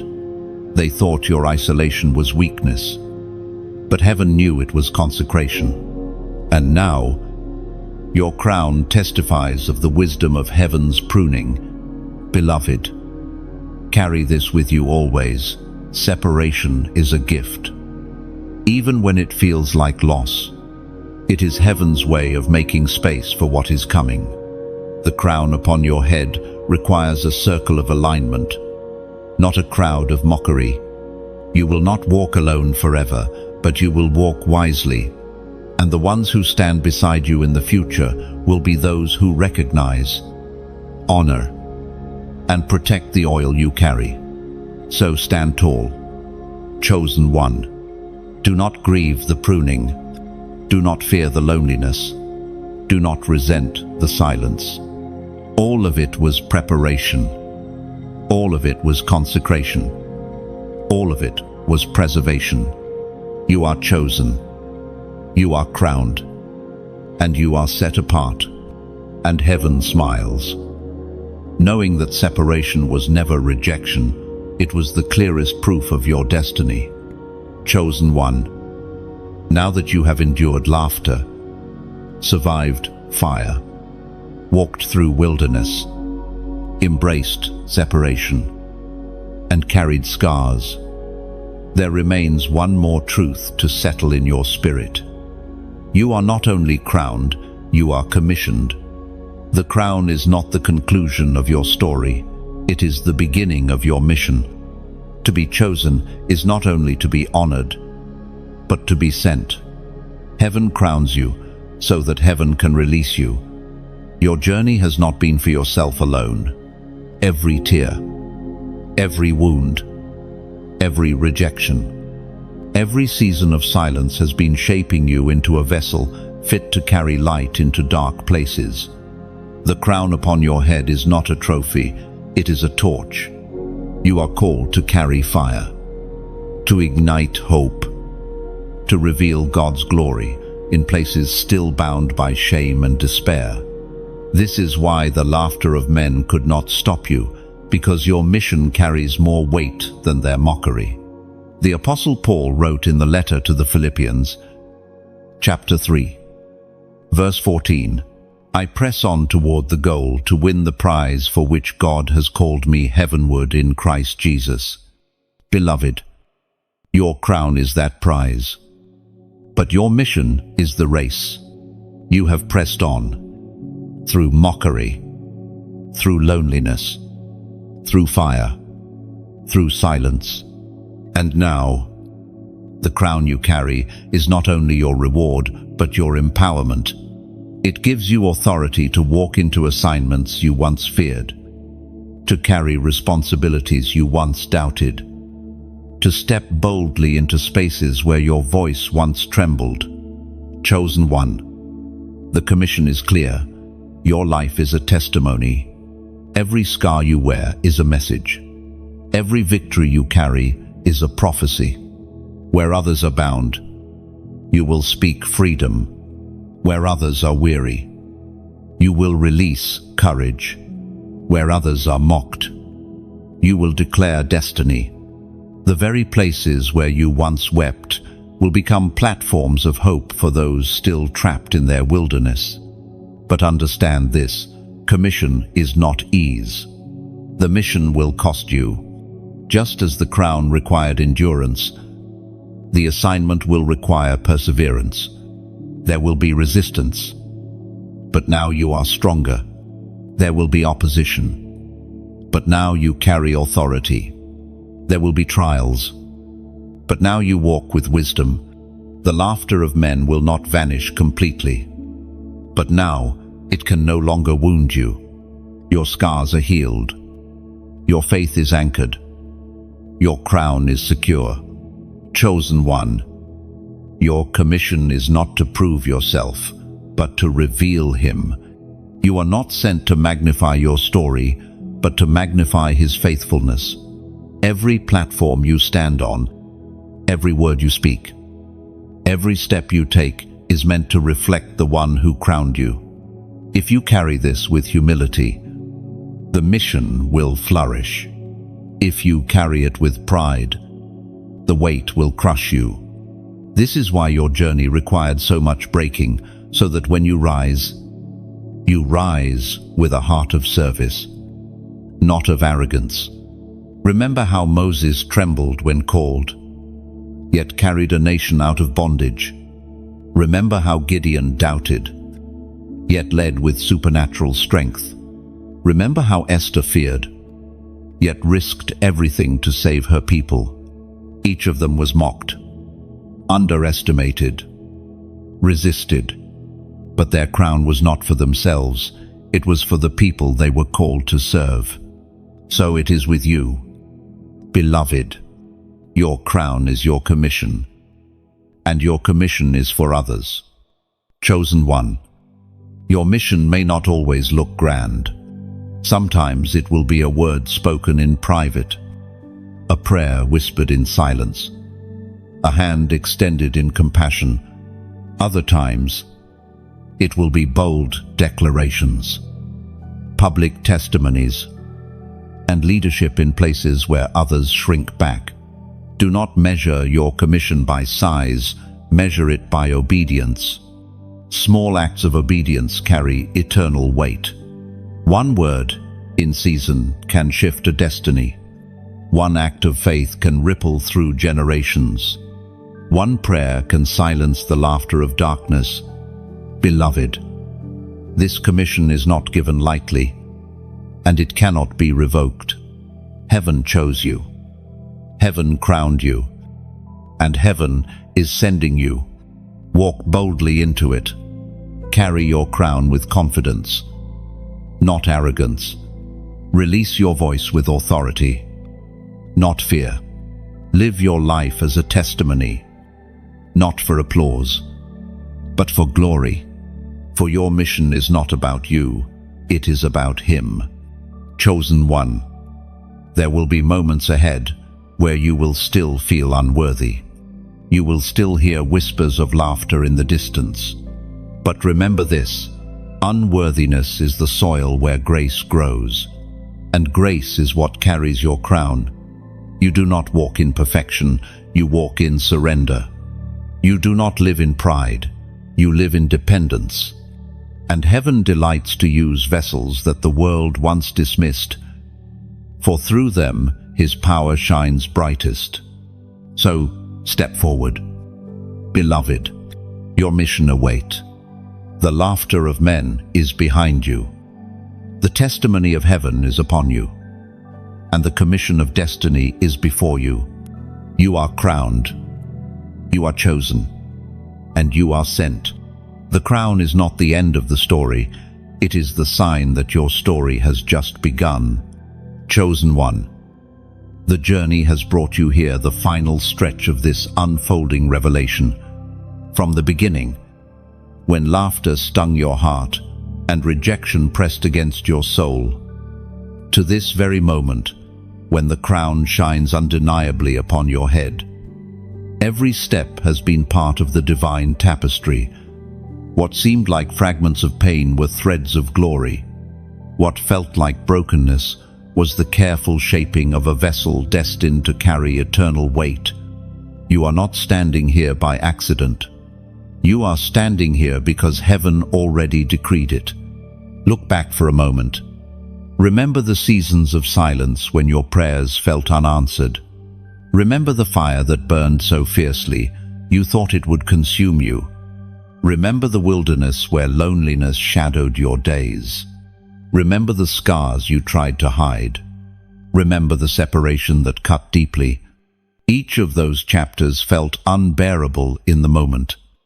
Yet now you see they were necessary. Without them, your crown would not rest as firmly upon your head. Without them, your authority would not be as deep. Your empathy, not as rich. Your testimony, not as powerful. Chosen one. Every crown comes with a cost. And you have paid it. You paid it in tears. You paid it in endurance. You paid it in silence. You paid it in scars. But the cost was never wasted. Heaven saw every sacrifice, and heaven recorded every act of faith. The laughter of men tried to diminish it, but heaven preserved it. And now the reward is before you, not only survival, not only vindication, but glory. It is written in the book of Revelation, chapter 3, verse 11. I am coming soon. Hold on to what you have, so that no one will take your crown. Beloved, this word is your final charge. The crown is secure, but you must hold it with faith. Do not let the weight of responsibility make you careless. Do not let the whispers of doubt make you loosen your grip. Do not let the fading echoes of laughter trick you into forgetting how far you have come. Hold your crown. Guard it. Cherish it. For it is not only your testimony, it is your inheritance. Chosen one. Your crown is more than a symbol of survival. It is a prophetic sign of destiny fulfilled. It tells the world that heaven's chosen cannot be mocked into silence, cannot be laughed into defeat, cannot be rejected into oblivion. It tells the world that grace triumphs, that faith endures, that love conquers. Your crown speaks louder than your words ever could, and it will continue to speak long after the laughter of men has died away. This moment is also a commissioning into eternity. Your story is not just for your generation, it is for those to come. The battles you endured will become the blueprint for others. The scars you carry will become their comfort. The victories you gained will become their encouragement. You are not only a chosen one for today, you are a chosen one for generations. Heaven crowns you not for the applause of the moment, but for the legacy of eternity. Chosen one. Hear this clearly. The laughter of men was temporary, but the crown of heaven is eternal. Their voices have faded, but your testimony will remain. Their sneers are forgotten, but your endurance is celebrated in heaven's courts. Every insult, every rejection, every wound has been transformed into jewels in your crown. And when you stand in the fullness of eternity, you will see with clarity that not one moment of suffering was wasted. Beloved, eternity itself recognizes you. Angels know your name. The great cloud of witnesses rejoices at your perseverance. Heaven smiles when you rise each day, still carrying the crown, still pressing forward, still choosing faith. You are not just a survivor, you are a living prophecy, and your life will echo into eternity as evidence that God's chosen ones cannot be defeated. Now, as the journey of this word draws to its close, you must anchor yourself in truth. You are chosen. You are crowned. You are sealed. You are commissioned. The world may never fully understand you, but heaven already celebrates you. Men may still laugh, but their laughter no longer matters. The sound of your crown is louder than their voices, brighter than their sneers, stronger than their rejection. Chosen one. Live boldly, love deeply, serve faithfully, walk humbly, guard your crown, but do not hide it. Let it shine, not for your glory, but for His. Let it testify that you endured, you survived, you overcame. Let it remind the world that mockery is temporary, but destiny is eternal. Let it inspire others to rise, to endure, to believe. For your crown is not only for you, it is a beacon for all who still walk in shadows. And when your journey on this earth is complete, when your days are finished and your testimony has been poured out, you will stand before the throne. In that moment, the crown you carried through ridicule and fire will be laid down at His feet, and you will hear the words that silence every laugh, every sneer, every insult forever. Well done, my good and faithful servant. Chosen one. Lift your head. Your story is not one of defeat, but of victory. They laughed at you, but heaven already crowned you, and that crown will never fade, never tarnish, never be stolen. It will shine forever, a testimony of grace, a symbol of endurance, a mark of glory. Chosen one. The journey we have walked together has been long, but every word has carried purpose. From the first moment you were reminded of your crown, through the silence, the fire, the wilderness, the scars, and the separation, one truth has never changed. You are chosen. You are not forgotten. You are not overlooked. You are not defined by the laughter of others. You are defined by heaven's decree, sealed by heaven's hand, crowned by heaven's authority. Now, as this message closes, I want you to hold on to this. The crown you carry is eternal. The world may still laugh, but laughter fades. The world may still reject, but rejection weakens. The world may still doubt, but doubt crumbles. The crown does not fade. It is your inheritance, your mark, your identity. No voice of mockery can erase it. No whisper of shame can tarnish it. No scheme of darkness can remove it. Heaven has already spoken, and heaven always has the last word. Chosen one. You are stepping into days of testimony. What was hidden will be revealed. What was mocked will be magnified. What was rejected will be redeemed. And you will shine, not because of your strength, but because of His. Do not fear the road ahead. Do not doubt your worth. Do not hide your crown. Wear it boldly. Walk humbly. And let your life speak loudly of the glory of God.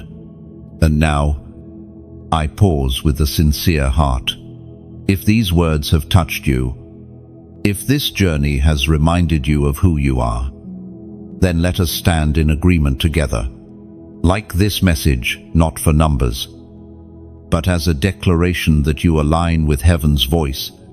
Share it not to promote a page, but because someone in your world is still crushed under laughter, still doubting their worth, still hiding their crown.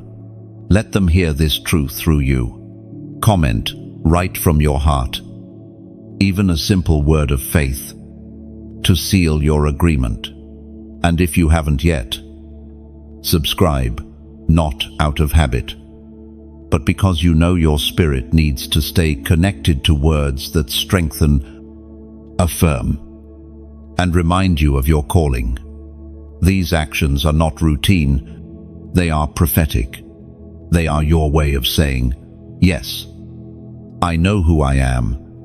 Yes, I refuse to live under laughter.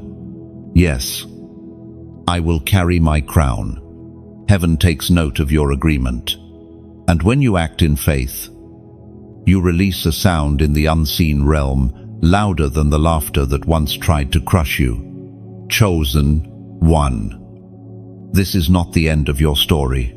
It is the beginning. You walk from here not as one mocked, but as one crowned. You carry scars, but they shine as proof of grace. You endured silence, but it birthed unshakable faith. You survived rejection, but it proved your resilience. You live now as testimony, as torchbearer, as chosen. Lift your head, beloved. Let the world see the glow of your crown. Walk boldly into tomorrow, for heaven has already prepared it. Live freely, for laughter no longer chains you. Speak faithfully, for your voice carries authority. And never forget, they laughed at you, but heaven already crowned you. That crown will carry you, sustain you, and shine through you until the day you lay it down at his feet in eternal glory.